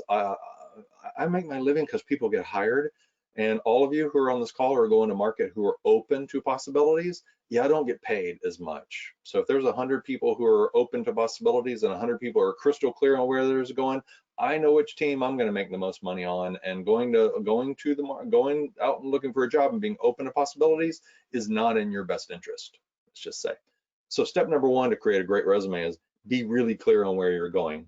And then step number two on it is we're going to align your past so that what you do is you understand that to go where you're going, you have to have the ability to do the work. And then we're going to identify what is it that's going to set the top 20% out if their ability to do the work is equal. And then those are the characteristics that you want to exhibit as that person. We're going to use that as the bulk of what we're going to talk about in our career history, because that makes your career history relevant, right? Okay. Oh, look at that. Actually, I have I actually have a slide to talk about that. Decide what job makes sense. What skills, tools, and technologies and keywords matter? What soft skills set the best people apart? I'm glad I said the same thing that I had a chart up for, right? Let's start at the top of your resume and work our way down. This is, you would think that this is the simplest part, and it kind of is, but here's the deal with your name. Use the name that you want to be called. You don't have to put Frederick William, whatever the third out there, and then, when I call you, say, oh, just call me Bill. It's like, if you want me to call you Bill Smith, please put Bill Smith at the top of your resume. It's not a legal document. Put your name. Don't put your middle name. Don't put stuff like that. If you want me to call you William Frank, Smith, then awesome. Put William Frank Smith, and that's what I'm going to call you. But yeah, really. The other thing is to be careful with is that some people in certain things will put all the different degrees or certifications they have out by the end of their name. So if you put John Smith, CompTIA, Net Plus, Security Plus in the applicant tracking system, your name is going to be John Security Plus, right? Yeah, don't put that stuff out at the end of your name. Just please be John Smith. That other stuff you're tempted to put out there in terms of certifications and the rest, put it on the next line or somewhere else, because otherwise you're the guy that we laugh at because of your name. It's fun, right? It's funny. We're not laughing at you, but it's just like, hey, look, I got John Security Plus. John PhD, look at that. How many people got a PhD for last name? Put the name you want to be called. Provide the pronunciation for difficult names. Have you noticed that in LinkedIn now lets you put the pronunciation, you can record it? And I've been saying this for years, and people think that I'm crazy, but I mean, they've even done it now, which is, I have caught people on my team. I know for a fact that there are people who have not gotten calls because the person calling them was embarrassed because they didn't know who to ask for. So if your name is difficult to pronounce, please put the pronunciation. Just put it out there right below in some way, so that, put your pronunciation if it's difficult to pronounce. Avoid all caps and spaces between letters. Most of these applicant tracking systems, when they pull your name over and stuff like that, they pull it over as exactly that. And when you're all caps and it screams out on a list, I mean, we edit your name, we change it to all caps, and I can't tell you how many recruiters and sourcers and everybody who works in this kind of stuff is like, oh my God, I hate people putting all caps on their names. So all I know is, if your name is in all caps, then the person who's doing resume review is also the person we've asked to change all of the all cap names to mixed case. Yeah, they don't like you as much, right? That little tiny thing. I'm not sure about this person, and they were an all caps person. Next, right? Just don't. If you put spaces between your letter to space it out, then it screws up everything when it pulls it into the system. So how about just say John with a capital J and lowercase O-H-N space Smith with a capital S? That would be awesome, right? Avoid degrees and credentials after your name for all the reasons we're talking about. Never use a graphic in your name. It's super common. Some of you have done it before. Let's see, there's 30 of you on this call. I promise you, some of you used a graphic for your name before. Really bad idea. It doesn't get pulled into the systems at all. Or the one that I showed you earlier had the nice big capital J. It looks really pretty. You know what your resume looks like? Kind of doesn't matter. Make your resume really simple looking. It's best that way. All right. Let's talk about your contact information. One phone number, please. People have gotten a lot better about this, but I don't need two different phone numbers. One phone number, please, right? A professional email address. If your email address is rowdytexan@yahoo.com, probably try a different one, right? Probably try something different than that. A nice professional email address.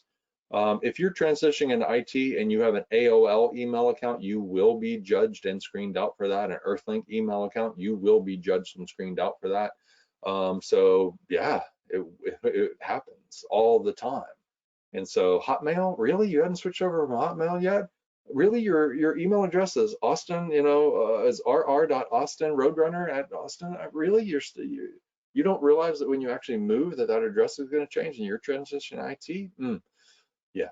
So, cool to have your own domain name, cool to have gmail.com. I guess kind of okay to have, yahoo.com, I guess. But people say, but that's my email address. You know what? You named the file for your convenience too, right? That email being for your convenience doesn't serve you. So the best you could possibly do is first name, last name at gmail.com or your own domain name. I guess I got that, but something like that. Gary O'Neill and some number, or Gary O'Neill TX@gmail.com. You will be evaluated for your email address. City, state, and zip, but no street, please. Makes you look really old school. I don't need your street address, and realize that when you do put your street address in there, super easy to copy and paste it, put it into Google Street View, go see where it is that you live. I mean, just don't. I mean, there's no reason to have your street address on there. Just, just don't. It's not cool anymore. And then the other thing is put your complete LinkedIn URL. And the reason why, if you remember that resume that I showed you earlier that got totally mangled in the applicant tracking system that we're working with, that person had done the thing that you might think is the right thing to do, which is in the document they'd put LinkedIn and it was supposed to be a link, but by the time it gets sucked into the applicant tracking system, a lot of these applicant tracking systems eliminate all links because that's it's a hole in their system for viruses and stuff and Trojan horses and phishing attacks and everything else to go in. So they eliminate the links. And so now the resume just says LinkedIn and there's no link.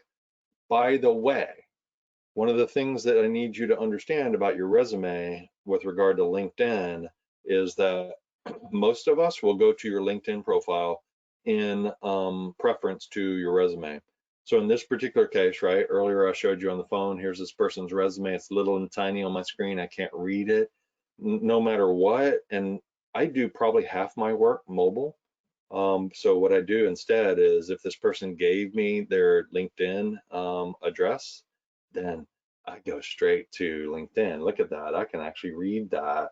I can actually see it on my screen. So yeah, put your LinkedIn URL and know that if you put it on there, that most of us as professional recruiters are going to bail out of your resume. We're going to go to your LinkedIn profile.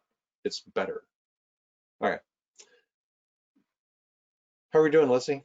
Okay, we're about to switch into talking about putting together your work history. Yeah, we are good. Just one quickie on the emails. Yeah. Do you recommend creating a totally new email account specifically for employment when you're applying for jobs? Something totally different? No, not unless your email address you really like to use with all your friends is, a Hotmail account. Okay. You want to, if you have one that's really convenient, and if your email address is rowdytexan@earthlink.net, yeah, Right. probably create one just for your job search. I But had one, yeah, other than bigdaddy.com. Yeah. that, right. Yeah. I'm not Okay. gonna tell you what mine is, but Stop it. Okay. I got I got five of them. So no, you don't. There's no reason to, right? Unless your email address is just something you is not very professional, right? There's Got no it. reason Okay. to other than that. Sounds good. All right. We're good. So, and you may have noticed, right? I'm not showing you resume formats because here's the thing. I don't think that the format of your resume matters very much. I am going to bring up one real quick. It's the one that's in your handouts over there that's a basic resume template. And even this one, I'm always hesitant to show people resume formats because I don't want anybody to think that it's about the format of your resume other than keep it simple, right? Keep it simple. But here is one. Show you. There it is. Oh, and Now, everyone, I did drop that into the documents as well. yeah, So you have yeah, this. yeah, it's over there. So notice, I mean, the only thing that I want you to notice is there's not columns, there's not rules, there's none of that stuff. It's super straightforward.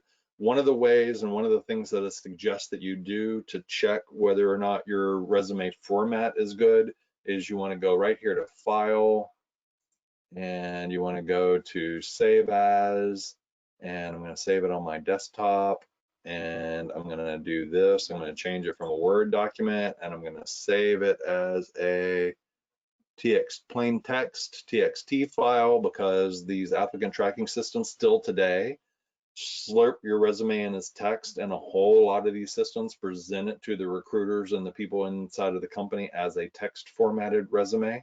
So when I save that as text, right, now what I'm going to do, I'm going to go open that text document and I'll show you what it looks like. Here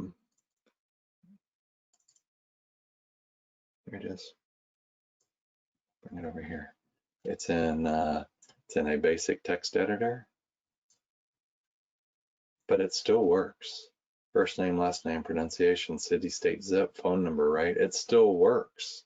Your skills, your certifications, professional experience, see, it still works in text. Most of the resume templates that you get out there, they don't work in text. They're ugly in these things. Half of the ones we look at in these systems are mangled, and nobody knows that. So, but now you do. So this resume template is, it's in there as a handout. It's super simple, right? It's super straightforward, very bullet point oriented. If you have lots of paragraphs in your resume, just know that the hiring manager, and once you get into the interview process, people will sit down and they will read your resume. Think about the person who's on my team who reviews 400 resumes in a day. They're not reading your paragraphs. Their eyes are bleeding. They're trying to find things that are relevant. They're trying to scan it. Your resume, you will serve yourself well if it's very bullet point oriented. This one's very bullet point oriented, right? And I'll show you a few things in this format as we go through that I think will be helpful, but I want to talk a lot less about the format of your resume and a lot more about the content of your resume. So let's talk about how to create your work history. And you probably already have a resume, you likely do. So, you know, when I'm working with somebody on their resume, which I don't do a lot, Leslie does, and the people who are on the career services team, who you're working with if you're a student, they will work with you on this stuff. But what I'll typically do, I think Leslie does this too sometimes, I'll take somebody's existing resume and I'll just chop it into pieces. I'll take that paragraph and I'll chop it into pieces and I'll chop it into little phrases, singular ideas, and I'll recombine it together into things that make sense, right? By the way, when you take a resume that's prose and paragraphs and the rest, and you break it into these little phrases, little chunks of information, you almost find lots of redundancy.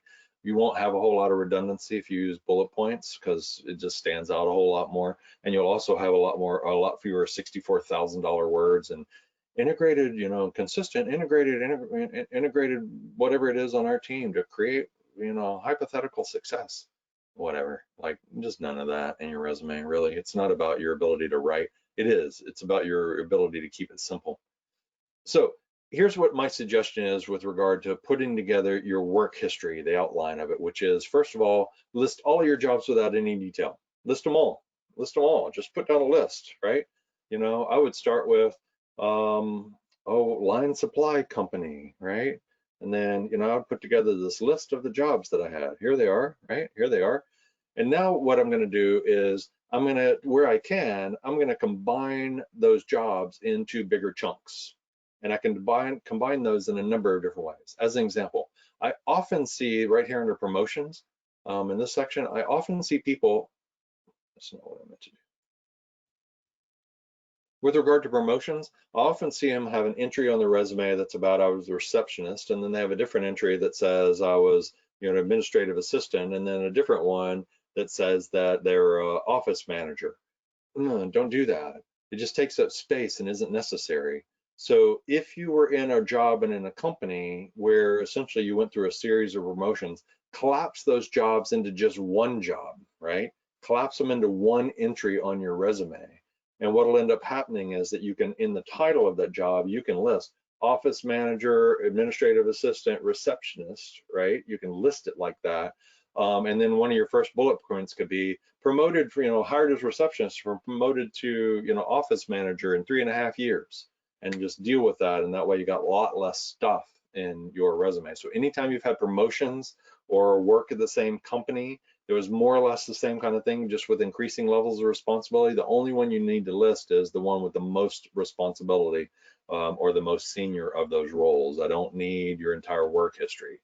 The other way you can combine jobs into bigger chunks is that, you know, different jobs that you had with the same employer, where a company name changed, or where you just relocated. Just because you relocated doing the same job, I don't need to know that you relocated. It doesn't matter. If you were with XYZ company and they got bought by Acme, you don't need to list XYZ company and Acme. Just list Acme, right? I mean, just combine anytime a company got acquired or merged or whatever, as long as you're more or less doing the same kind of work. I mean, bigger chunks, longer lists of employment, less stuff on your resume is better. So if you put together a list of all your jobs and all your titles and all that kind of stuff, combine them together into bigger chunks, right? Combine them together in bigger chunks. Now, if you had totally different jobs, I'm not talking about that. So let's say you joined XYZ company in marketing, and then while you're with XYZ company, you transition into IT, you'll list both of those on your resume, right? You can list both of those. But I'm talking about things that if they're more or less kind of in the same line of work, the only thing you need to list is the one that was the most senior in that regard. I'd suggest that you then change whatever your titles were in those jobs to describe what you did that's actually relevant. So as an example, if in the past, so there was a job that I held one time where my title was technical analyst. Well, what's a technical analyst? You have no idea, do you? I don't either. I mean, you have no idea. I was really a network engineer, right? Actually, I wasn't a network engineer. I was a Unix administrator. Well, I wasn't just a Unix administrator. I also did software integration, but I also ran the team, So yeah, so really what I was director of professional services. So despite the fact that my title was technical analyst, because everybody in that company who did the work for the clients, our titles were technical analyst, I would never put that on my resume because nobody has a clue what that is. And if your title was project manager, everybody's a project manager. So how about tell me what you did? New home construction project manager, software development project manager. So it doesn't matter what your official title was. Your resume is a marketing piece, and what you need to put on there for your title is something that will make sense. So somebody will go, oh, okay, I know what you did. And you can put multiple titles. In that job where I was director of professional services, what I would say probably is I would say network engineer, right? Unix administrator. I would list multiple ones, and that's what makes sense. And then finally, item number 4, please use months in your dates. Here's the deal. If you don't use, LinkedIn uses months and dates because they understand that people care. In fact, it does the math for me. It says 4 years, 7 months, right? It tells me that because we care. And so as soon as you don't put months in your dates, my assumption is you're hiding something.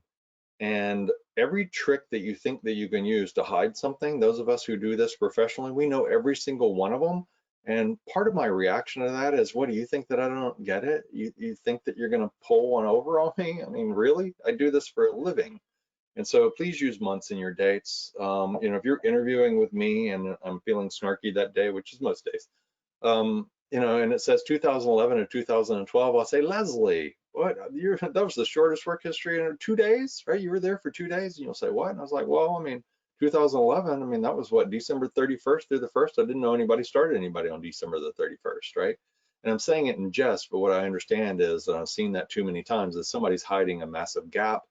They're hiding something. So use months in your dates. And when you use months in your dates, please put numbers. It makes it easier for me to calculate in my head because I'm going to do it anyway.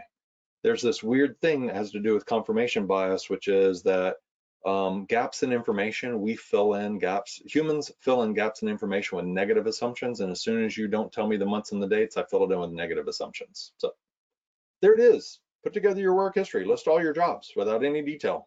We still don't have any detail. Let me show you exactly what I mean by that. I'm going to bring up this. I would do this.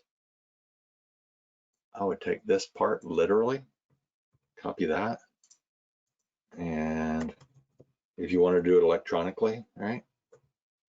And I'm going to space it down a little bit, and I would do this. Hang on 1 second. Right? I would literally make a list of jobs like that, and I wouldn't have any detail under them. I would fill out the months and the dates. I would put in the company name, and I would put in a series of job titles, and that's how my resume would start, right? Literally, that's how it would start. All right, so here's a great way. Now let's talk about what to put under each one of the jobs. So a great way, how to get to know for each one of the jobs, how to get somebody to screen you out. One is, give me a list of tasks that people already expected. So if what your title was in the past was controller, and you said I was responsible for HR and banking relationships and accounts receivable, and I managed the accounting team, you didn't tell me anything that I didn't know. So that's a great way for somebody to go, oh, really? Really? You're going to tell me the list of tasks you perform? I mean, if we're hiring a controller, we know what they do. Almost any job that you list a title for, we know what you did. And that makes your resume just like everybody else's, right? I mean, just like everybody else's. And this is the way to make your resume really boring, is to give me a list of tasks that people already expect. Number two is acronyms and names that most people don't even know. I mean, all the time I have people using acronyms that you would only know if you were inside of that company. Just don't, right? Now, coming out of the military, that's kind of a big deal, right? There's a lot of language that you're super comfortable with that nobody else knows. So that secret language that exists, and by the way, there's a lot about coming out of the military, because I think some of you are coming out of the military. People want to think that's unique, right? It is on the one hand, but on the other hand, it's not. There are people who come out of all kind of industries, and it's not unique just to the military that I see people using language that's very unique to their particular industry or their particular company or their particular whatever it is. It's a bad idea in general. I do understand that the longer someone has been in any particular environment, be it the military or IBM for that matter, the harder it is to know which of that language is part and parcel of being your blood running blue because you were at IBM that long, or being in the military because you were that long. You can certainly get other people to read it and see whether or not there aren't acronyms or things that others really wouldn't know. If it's in your resume, and it was important for me to see your promotions and stuff, most of us don't know the ranks, and some of the names are the same across branches. So just don't assume that anybody understands about your industry or understands about the military, and try to avoid that kind of lingo. That's a great way to get to a no. Title that means nothing to most people is a great way to get a no. Title that's generic, like project manager, is a great way to get to know. And the company means nothing to most people, right? And the majority of companies that people work for don't mean anything to anybody.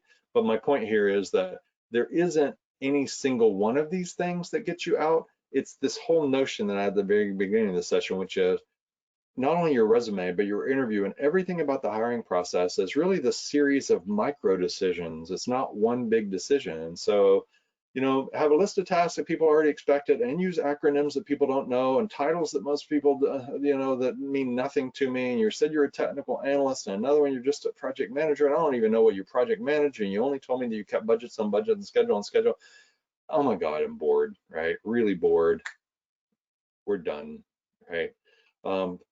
So it's no single one of these things. It's a game of inches, and it's about shifting your odds in every case that you possibly can. So that's how to get to no for each job.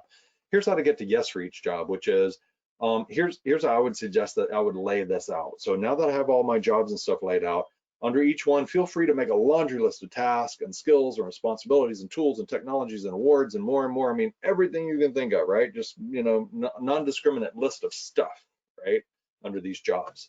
And now what you can do is go back through, just list them all, and then on a different pass, eliminate the ones that are not relevant. I mean, that thing about being the recycling champion at your company, I mean, maybe that's nice, but it probably isn't all that relevant. And so save the space. It's not a bad thing. You see, I'm not saying that it's not that that's a bad thing. It's just that whoever's looking at your resume isn't going to go, whoa, and man, on top of that, they're the recycling champion at their thing. I mean, it's not going to work that way. So things that aren't really relevant, and if you're not confident that the thing you're about to come out of your mouth or write on your piece of paper is likely to make somebody more interested in you, then take it off the list. Eliminate them, take them off the list. Now, what you can do is you can review the earlier list of skills, tools, and technologies, keywords that matter for your next job, right? So again, what we're doing is we're figuring out what to do under each job, which is under each job, make a laundry list of tasks and skills and responsibilities and tools and technologies and awards and what you did and what you didn't do and how things were better, right? All that stuff. Eliminate them. And now go over to this list of things that are for the new job that are relevant in terms of behaviors and skills and technologies. And that list, the most important list is, of the 10 people who have the same ability to do the work and 2 of them really stand out, what is it about those people that really stand out in that new role in IT security or whatever they're transitioning into? Then when you look at that for each job, can you pull any of those things in? Did you use any of the tools? I mean, in marketing, did you use computing technology? I bet you did, right? So what tools could you bring over, and somehow pick off of that list of tools, technologies, and skills and capabilities and everything that's going to paint the picture of you being great, and use that and see if you can't pull anything that's off of that list of where you're going and put it in place of the place where you have been, right? See if you can't use those things and find some way to incorporate them into your past jobs. You know, extreme attention to detail is something that's going to make somebody wildly successful in this IT security role. Okay, cool. Is there a time when you were XYZ marketing manager or something where you could talk about how extreme attention to detail, vigilance with regard to whatever it is, right? Those kinds of things, customer service, can you talk about those things? I bet you can, right? So make a laundry list, eliminate those things, look at where it is you're going and anything off of that list that you could possibly pull in to show an example of where you did that. Review the soft skills that set the best people apart and consider if you exhibited those in those jobs, right? You know, a great example, and Leslie's familiar with this person. Leslie and I were actually working together with this person one time, and they were actually transitioning into becoming a high school teacher, high school science teacher, I think it was. And one of the things that they had done is they had managed veterinary clinics for a period of time. And believe it or not, on their resume, they even talked about feces and blood samples and the rest. I was kind of go, oh my God, I hope that feces and blood samples aren't part of being a high school teacher. It might be, but I hope that it's not. It's certainly not anything you put on your resume. But what we did find when we peeled it back was that working in a veterinary clinic, right, the ability to really listen to people in trying stressful times, you know, to sometimes deliver news that they, you know, that they don't prefer to hear, you know, providing people insights and guidance in important life level decisions. I mean, those are things that happen as a high school teacher. Those are things that happen as a veterinary clinic manager, right? And we were able to take what was this list of tasks that you did as a veterinary clinic manager and turn it into something that shows how being that is actually very relevant to a lot of the things you have to do to be a great high school teacher. That's my point in all of this, which is pull out and if only 2% of what you did in that past job is relevant, okay, great. That's the only 2% you talk about. I was a software engineer working on Space Station Control Center. The only part of what I did that's relevant anymore was hiring people and doing reviews and such, right? 98% of what I did, which was writing code, has no bearing on what I do today. Final thing that you can do with this list of stuff is convert results and tasks, you know, convert tasks and responsibilities into results, improvement, or size. And I think I got a suggestion, no, I don't. But here's the easiest way to do that that I know of is if you don't know exactly what the numbers were, you don't know quite what to say, there's two questions you can ask yourself. One is, what was better? As a result of doing what I did, what was better? And the only real choices for better was money, less spending of money or more making of money, quality, improving of quality in some way results. And the best kind of quality improvement is for others. I did this thing so that others could increase quality. I made this change in marketing so that sales could sell more stuff. I swept the floor so that the people loading the trucks could get more loaded faster, right? What did you do that made things, improve quality that was in service of others? Money, quality, or time, right? I mean, that's it. Money, quality, or time. It's going to break down into those kinds of things. And see if you can't convert tasks and responsibilities into results, improvements, or at least something about the size of the bread box, right? I mean, if you were talking about installing wide area networks across multiple offices, well, tell me it was 5. You know, I mean, tell me how many. Like, paint a picture for me about what. So each job I can kind of go, oh wow, okay, cool. I can get an idea of how what you did is relevant to where it is that you're going, so that I can feel confident in hiring you. All right. Let's see. What do you think? We doing all right? Yes, we're doing great, actually. Okay. All right. Cool. Well, let's keep going then. I only got a few more things to tell you. Fill in gaps and explain transitions. So people naturally fill in information gaps with negative assumptions. If you're a parent, if your kid's out, you know, way late, and you're expecting them home, I mean, usually your assumption isn't that they just got carried away playing Monopoly, right? And everything's good, and they're all safe. You don't just go, oh, how sweet, you know, they're just playing Monopoly or having puzzles and everything's all good, right? That is not the assumption that we make. You know, and I think it goes all the way back to this lizard brain that we've got, which is gaps in information are risk. And so therefore, to keep ourselves safe, we naturally fill in gaps of information with negative assumption, because it's better to go ahead and make that negative assumption so that we can mitigate risk And if we later find out that our child was playing Monopoly, we can breathe a sigh of relief, but we're still a little bit pinned up, right? So gaps in your resume do the exact same thing, right? When I see gaps in resumes, people fill in those things with prison time. They fill them in with being a lazy couch potato. They fill them in with all kinds of negative assumption. So you need to fill the gaps, because whatever somebody's going to assume is probably worse than what the truth was. Exceptions would be if you were in prison for a few years for murder, you might want to leave the gap on your resume so you have a chance to talk about it. But rarely are we talking about anything that's that extreme. And if you got something that extreme going on, talk to me. I'll help you figure out how to get through that. All right, so here's the deal. You fill the gaps by just telling your story. I mean, be human, right? I think there's far too little humanity in recruiting, and it's getting worse. People are going to have you take personality profiles. You're going to have you take all these kinds of tests. They're going to have you jump through a bunch of hoops. Even the notion of HR, human resources. So, let's rehumanize the process a little bit. There's going to be a human who you're going to talk to, and they're going to review your resume, and all you got to do is tell your story. So you can fill in gaps like this. I would say family caregiver from this period to that period. Family caregiver. That's all you got to say. Even if it was you who was out on medical leave, you could still say family caregiver. I mean, you are family, right? That begs fewer questions than medical leave, personal medical leave, because now I want to know, are you okay? Is it going to impact your business to do that kind of stuff? Family caregiver. How about job search after layoff? How about spouse relocation? How about I went back to school? And so that doesn't apply just to gaps in resumes.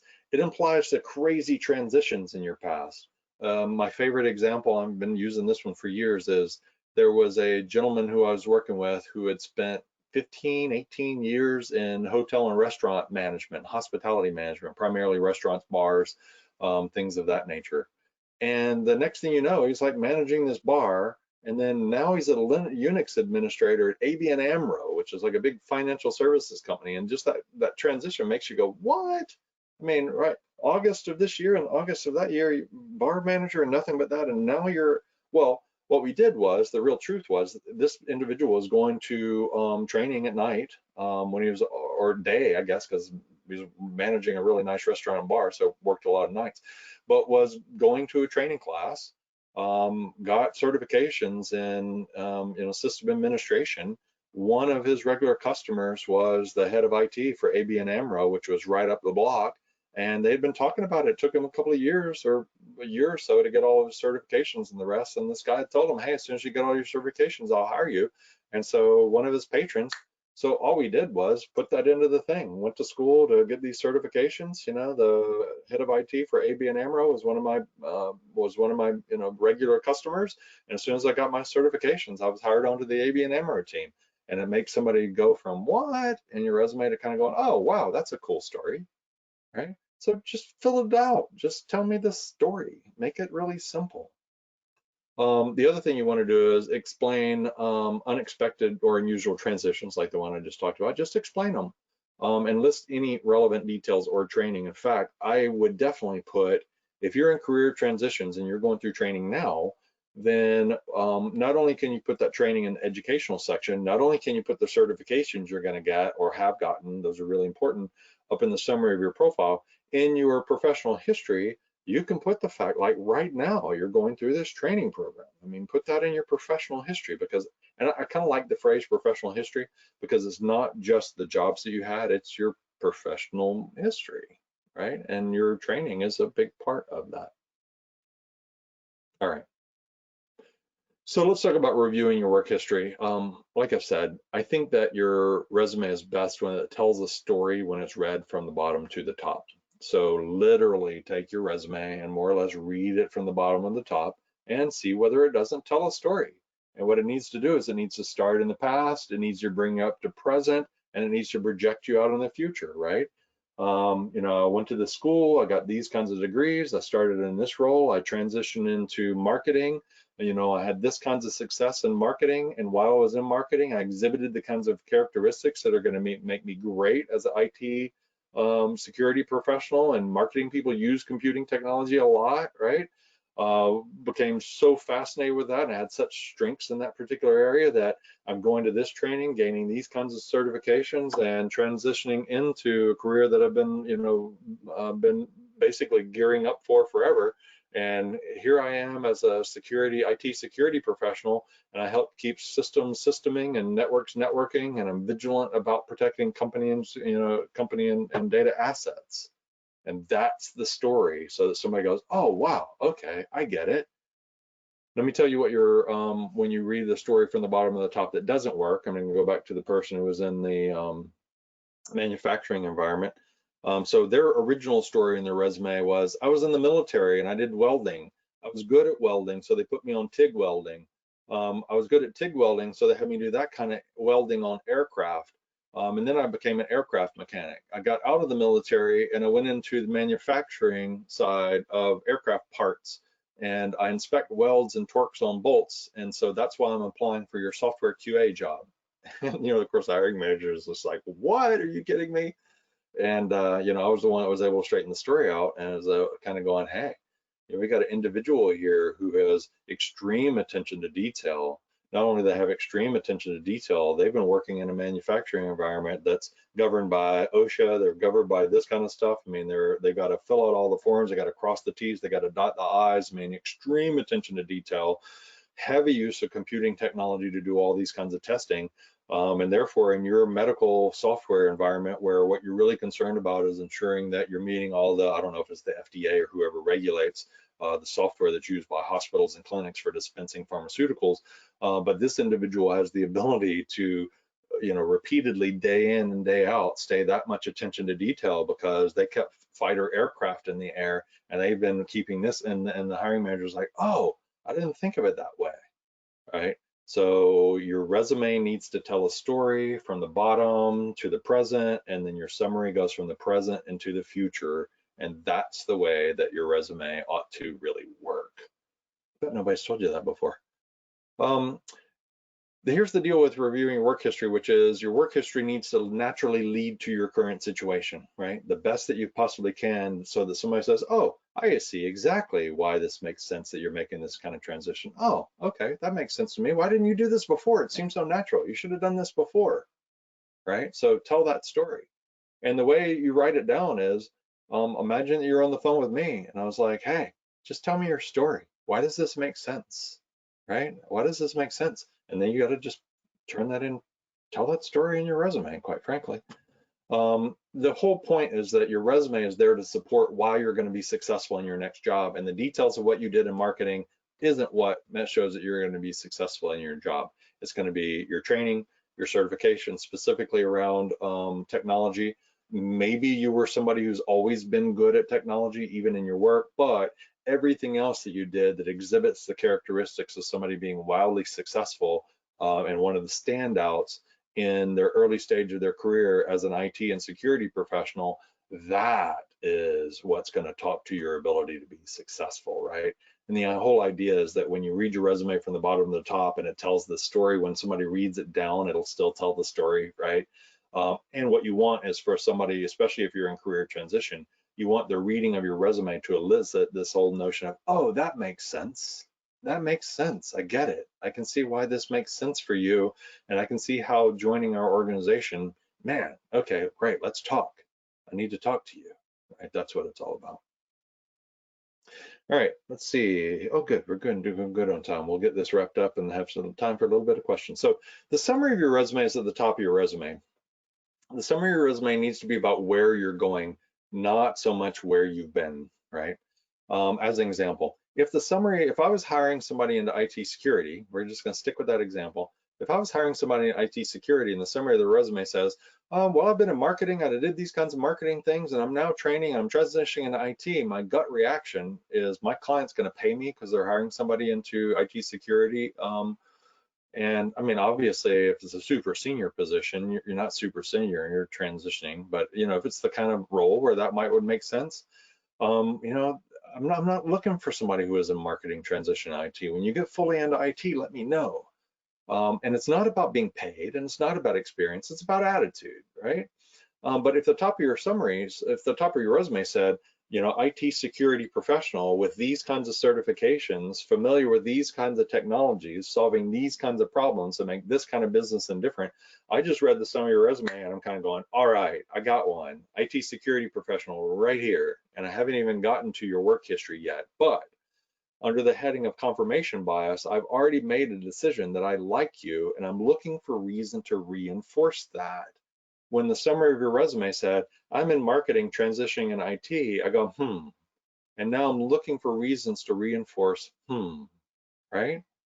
I don't know whether you think this is too much psychology and stuff like that, but I've watched subtle human behavior. I make my living because I pay attention to subtle human behavior. And here's the thing. If you were a candidate that I was presenting to the director of IT for one of the companies that I support, and that's common, right? That's a common role for me. I would, when I first talked to Patrick, is the hiring manager's name, who I'm thinking about right now. In the last few months, I've helped him hire 5 people onto his team. I would not pick up the phone and call Patrick and say, Patrick, I'm excited. I found a guy's in marketing, transitioning in IT. You really need to talk to him. I wouldn't say that. I would say, hey, I got somebody who's early stage in their career in terms of those kinds of things. Will meet our budget and has these kinds of certifications, this kind of that. I mean, I wouldn't talk about you being in marketing. I would talk about you being in IT. And Patrick will go, oh, awesome, great. Let's talk to him. Okay, cool. And on top of that, he's got a really strong history in not just marketing, but in business results. He understands how to tie, the things that he does at work to business results, even better, right? How many IT people know that? See the difference? See the difference? It's subtle, but it's there for sure. So the summary at the top of your resume, it's about where you're going, not where you've been. It stands on its own without your work history. And what I mean by that is that if all I have is the top of your resume with your name and your contact information, and all I have is the summary of your resume and not your professional history, if I have that and I had to press a button to see your professional history, am I going to say, yeah, show me your professional history or not? So from the top of your resume through your summary needs to stand on its own, and somebody needs to be able to select for you and say yes, just based upon the summary. And now they're going to get to your professional history, and that needs to reinforce the yes that they've already made. The sooner you can get them to say yes, the better, because once they've said yes, they're looking for more reasons to say yes. If the reader has to click yes button to see, I am, will they? All right, cool. So it's all about this. It's really about answering this question. So tell me about yourself. It's the 5 critical hiring questions again. Who are you? What do you do? How well can you do it? Do you have proof? And how can you help me in my business, right?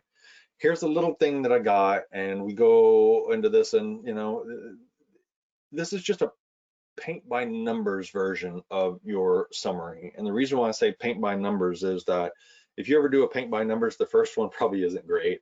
And if you did the paint by numbers again, then it's probably better. And you did it again. After you do it 5 or 6 or 10 times, you don't need the paint by numbers anymore. And the one that you actually end up doing, even if you had no painting lessons, probably ends up being better. So my point is, here's an outline for you, and you can just iterate over this and iterate over it, iterate on it. You won't use it exactly like it is, but it's a great starting point. And it goes something like this. I am a blank and a blank. I am a title and a title. I'm an IT security, I'm an IT professional, IT security specialist. Okay, awesome.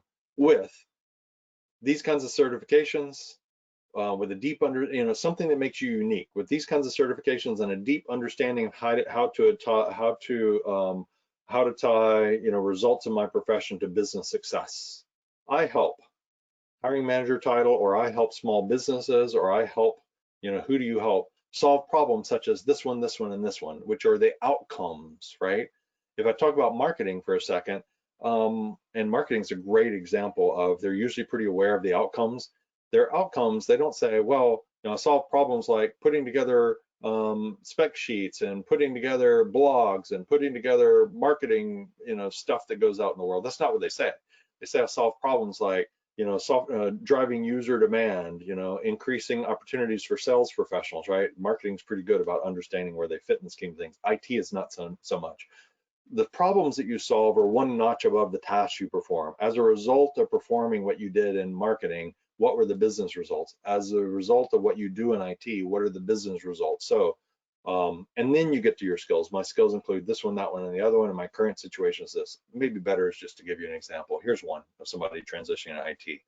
I'm a network professional, IT security specialist with CompTIA A+, Network Plus, and Security Plus certifications. I help IT managers get the most value out of their computing environments by ensuring that users are productive, servers and networks run smoothly, and IT assets and company data are secure and protected. See, the outcome of the work that you do are those things. No one hires anyone because they want a laptop configured. They don't want a laptop configured. They don't want to pay anybody to configure a laptop. If it came already ready to go, that's how they would prefer it. There's no value in it other than they want users to be productive. So imaging laptops is not about imaging laptops. Imaging laptops is about getting new people, new employees up to speed quickly. So understand why it is you do what you do and talk about business outcomes. So so there's IT is about, in this case, users are productive, servers and networks run smoothly, IT assets and company data are secure and protected.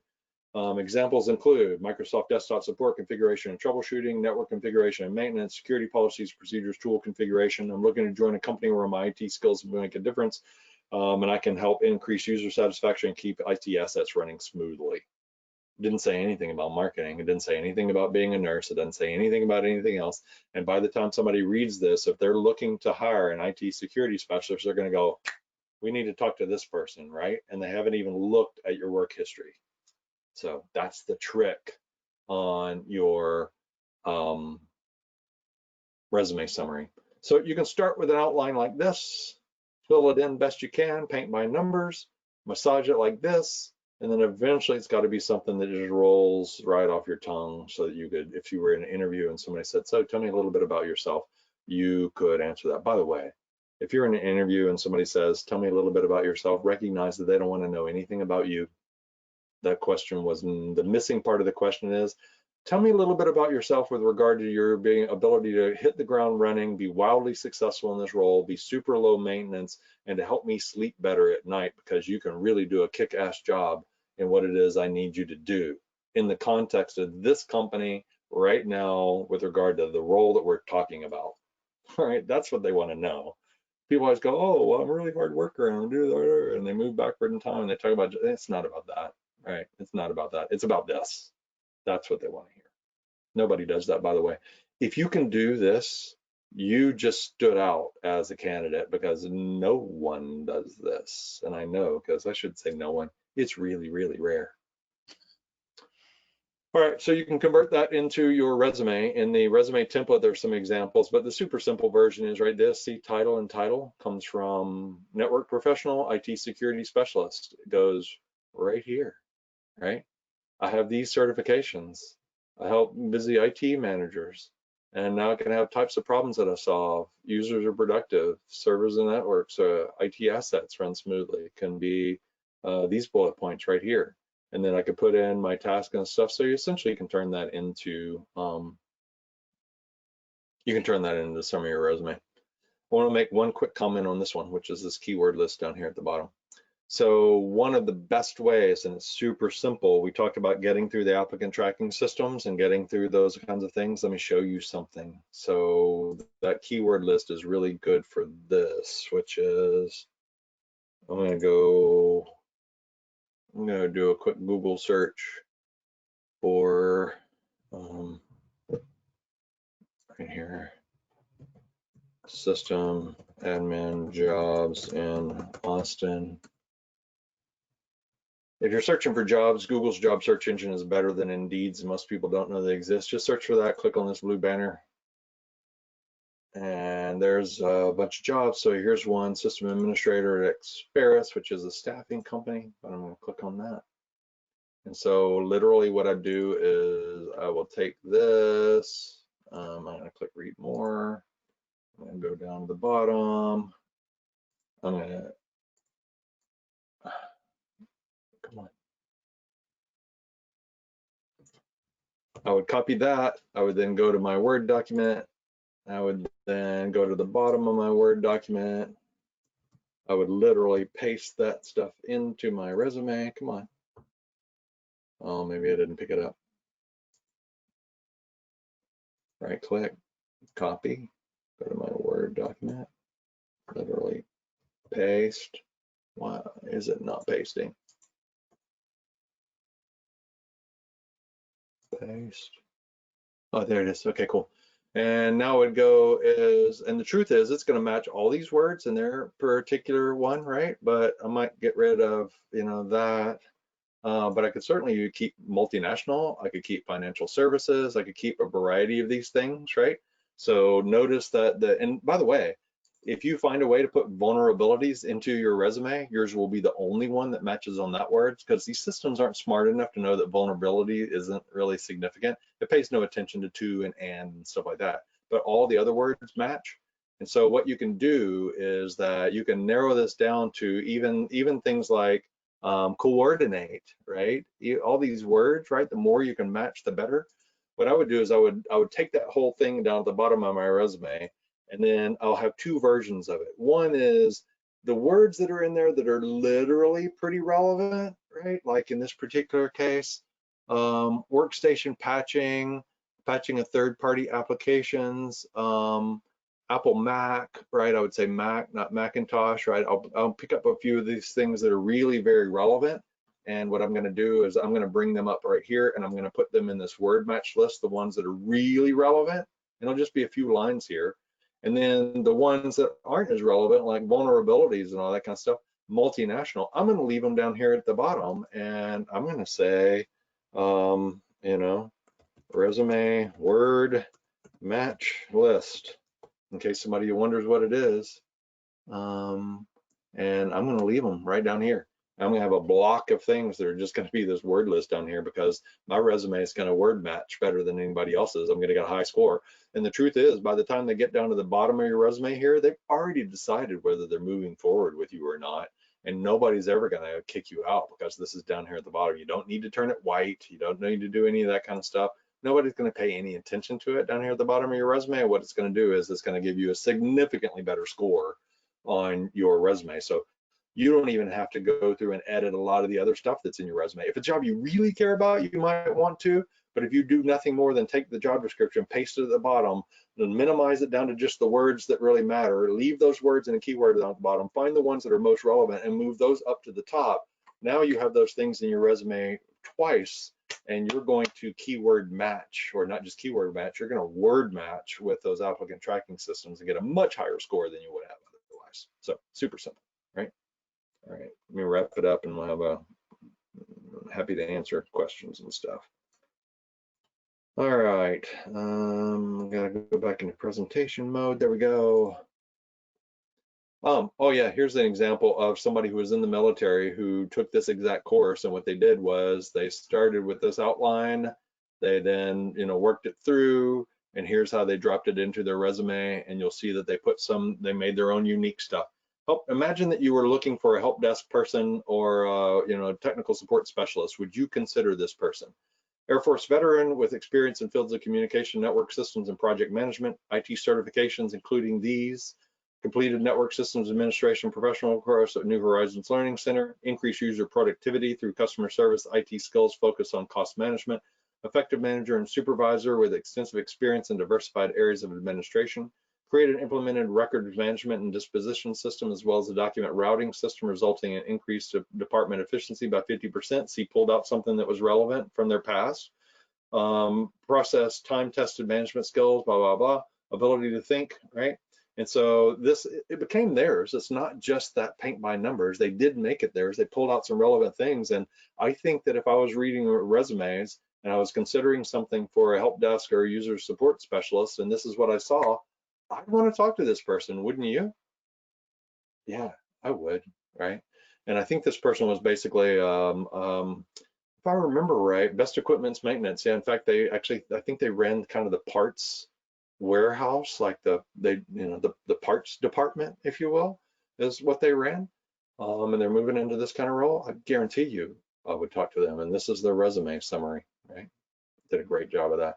So you can use this in the summary of your resume, use it in the summary of your LinkedIn profile, use it when you introduce yourself. It's your cover letter too, by the way, right? If you need a cover letter, you don't have to write one unique. You just pull that same summary of your resume, drop it in. By the way, the titles that you're going to have on your resume, if you're literally applying for a job and the job is IT security specialist, make sure you put IT security specialist as the title that's up there at the top of your resume. Yeah. That's a couple of things. By the time you get to the bottom of your resume where the education section is, it matters, but a decision's already been made by then, right? And so list your relevant education. If you were a nurse and you have 50 different certifications in phlebotomy and all kinds of things, don't list all of those. I mean, list the fact that you got a degree in nursing, but you don't have to list all the rest of it. So it's just relevant education, relevant certifications, list your security clearances if you have them, and just limit the non-relevant items. Like, more stuff is not better. Relevant stuff is better. Irrelevant stuff is just irrelevant, right? Move your education section to just below your summary if your professional experience is really limited.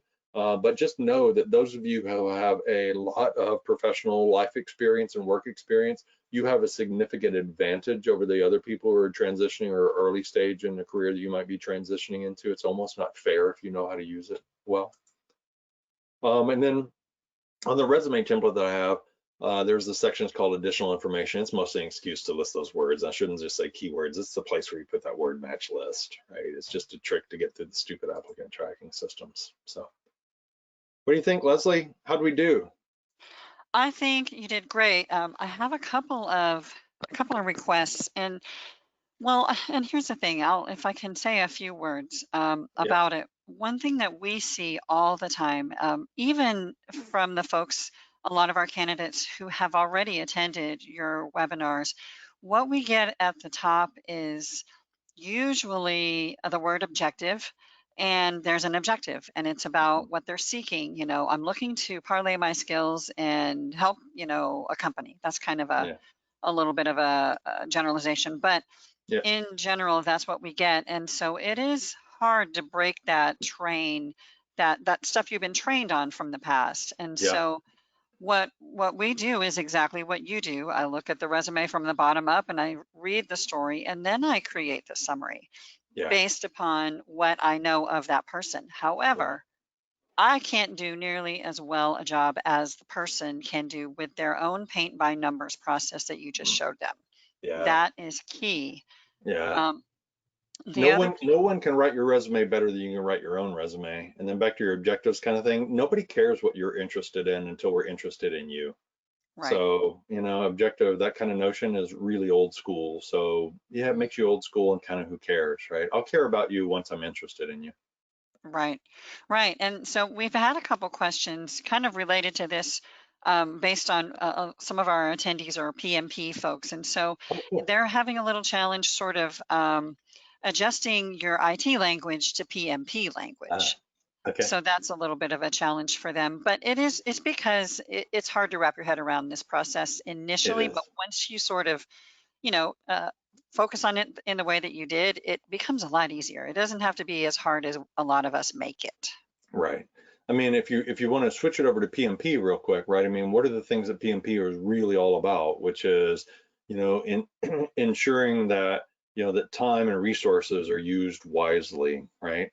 That all things are tracked so that there aren't any surprises, so that if there are going to be surprises, that problems are going to be recognized well in advance when they aren't as costly.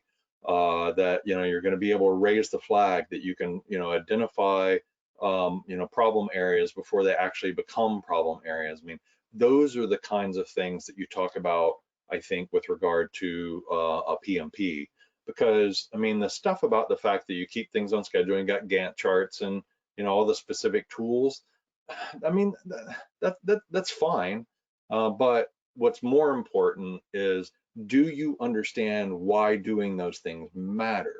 And so, especially in the summary of your profile, if you're transitioning into PMP, you want to talk about the results that the businesses are going to achieve because somebody is great at doing project management. What are the outcomes? So talk outcome based as opposed to task based. And oh, by the way, I have certifications in doing this stuff. So it goes without saying that you know how to use the tools of a PMP. It doesn't go without saying that you understand how to tie those to business results, because most people don't. One final thing on PMP is that when you're in the job market, going out as a project manager, your path of least resistance is going to be, go be a project manager in some field where you already have experience. So, if you were in, say, the military, and you were in the mechanic side of things with respect to diesel mechanics and keeping the trucks and the tanks and stuff like that working or what have you, then the path of least resistance is in the area of automobiles or heavy equipment or industry or things where you understand how to project manage those kinds of things. If you're getting a PMP and you've mostly been in mechanical kinds of things, and now you want to go apply for a project manager job at a software development company, the software development company is going to say, yeah, but you don't know anything about software development, right? So PMP, you're not that you can't, but your path of least resistance is always to take other domain knowledge that you have and apply project management in a domain where you have some expertise. You can transition into places where you have no expertise, you can. It's just a little bit longer road to hoe. That's perfect. That's perfect, Gary. Thank you. Yep. Yeah, I think that a couple things I do want to say. First is that we have put the templates, the template that Gary talked about and showed us, as well as his presentation. It's in the handout section, so you can find that and Gary's excellent examples of summaries. Again, I agree, Gary. I do the summary last because, the reality is you got to know what's in the document and what's in the experience before you can actually summarize it. Yeah. So it makes it Yeah. easier. So don't freak out. It's just like starting a story if you're a writer, that's the hard part. Just start writing and then go back to the beginning piece. Right. And never forget when it rolls to a third page, make sure to make the margins narrow so you can get that up to only 2 pages, right? Oh my God. I've seen like I'm kidding. 9 point I'm kidding. before and Yeah. it's too hard to read. So um, Right. I think that's great. I think we have answered a lot of the questions. I know we're hitting 12:06, so I don't want to keep Yeah. everybody too long. Right. Um, the key really is, again, I want to specify too with that elevator pitch and the paint by numbers. I think that's one of the most valuable pieces that you'll use throughout your entire job search process through Hmm. many different areas. So it's worth spending a little time and getting that right and practicing it so that it comes easily to you when you speak about it, for Yep. example. Yeah. I think Connect that's with good. me online. Find Leslie Denard. Connect with her online too, right? On LinkedIn, Absolutely. right? Yeah, all of our So team for sure. yeah, yeah, So exactly. All the team, and there's me without beard, and here's me with beard. Leslie doesn't have a beard in her LinkedIn picture, nor now. let's So hope. let's hope. No, I'm teasing. Yeah, definitely. In fact, feel free to connect with all of us, Karen as well.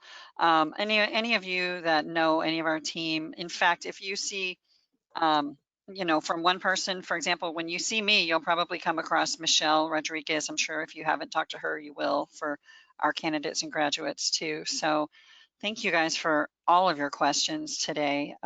Yeah, that's me, Gary. A little There's more Leslie. gray Hey, on my on my hairdo, but hey, who's counting, right? right. So yeah, I think we're in a good place. What I did want to say, everyone, I put also in our chat box the link for Go To Stage. It is where Gary's other webinars are housed currently in the webinar archives. So as he was saying before, he's got effective job search strategy, leveraging LinkedIn, acing the interview, resumes that rock, and then of course navigating career transition. So all of those are there, and a lot of times I have people that tell me I watched this the first time and it didn't quite click for me, but I watched parts of it again and it did. So sometimes you gotta have this information, run through your head a few times before it really is like, okay, now I got it, and you can run off with it. So I Cool. think that's good. Gary, anything else for you today? No, just appreciation for everybody for letting me be here, and I hope there's a couple of nuggets that will make a difference for you. Absolutely. Absolutely. Thank you so much, Gary. And everyone, we are going to be updating our webinars coming up. So look for that, and we'll send you all emails about where you can log in for our upcoming webinars once we get those going. And thank you all. And everyone, enjoy your weekend. Stay safe. Bye. Thank you, Gary. Bye bye. You're welcome.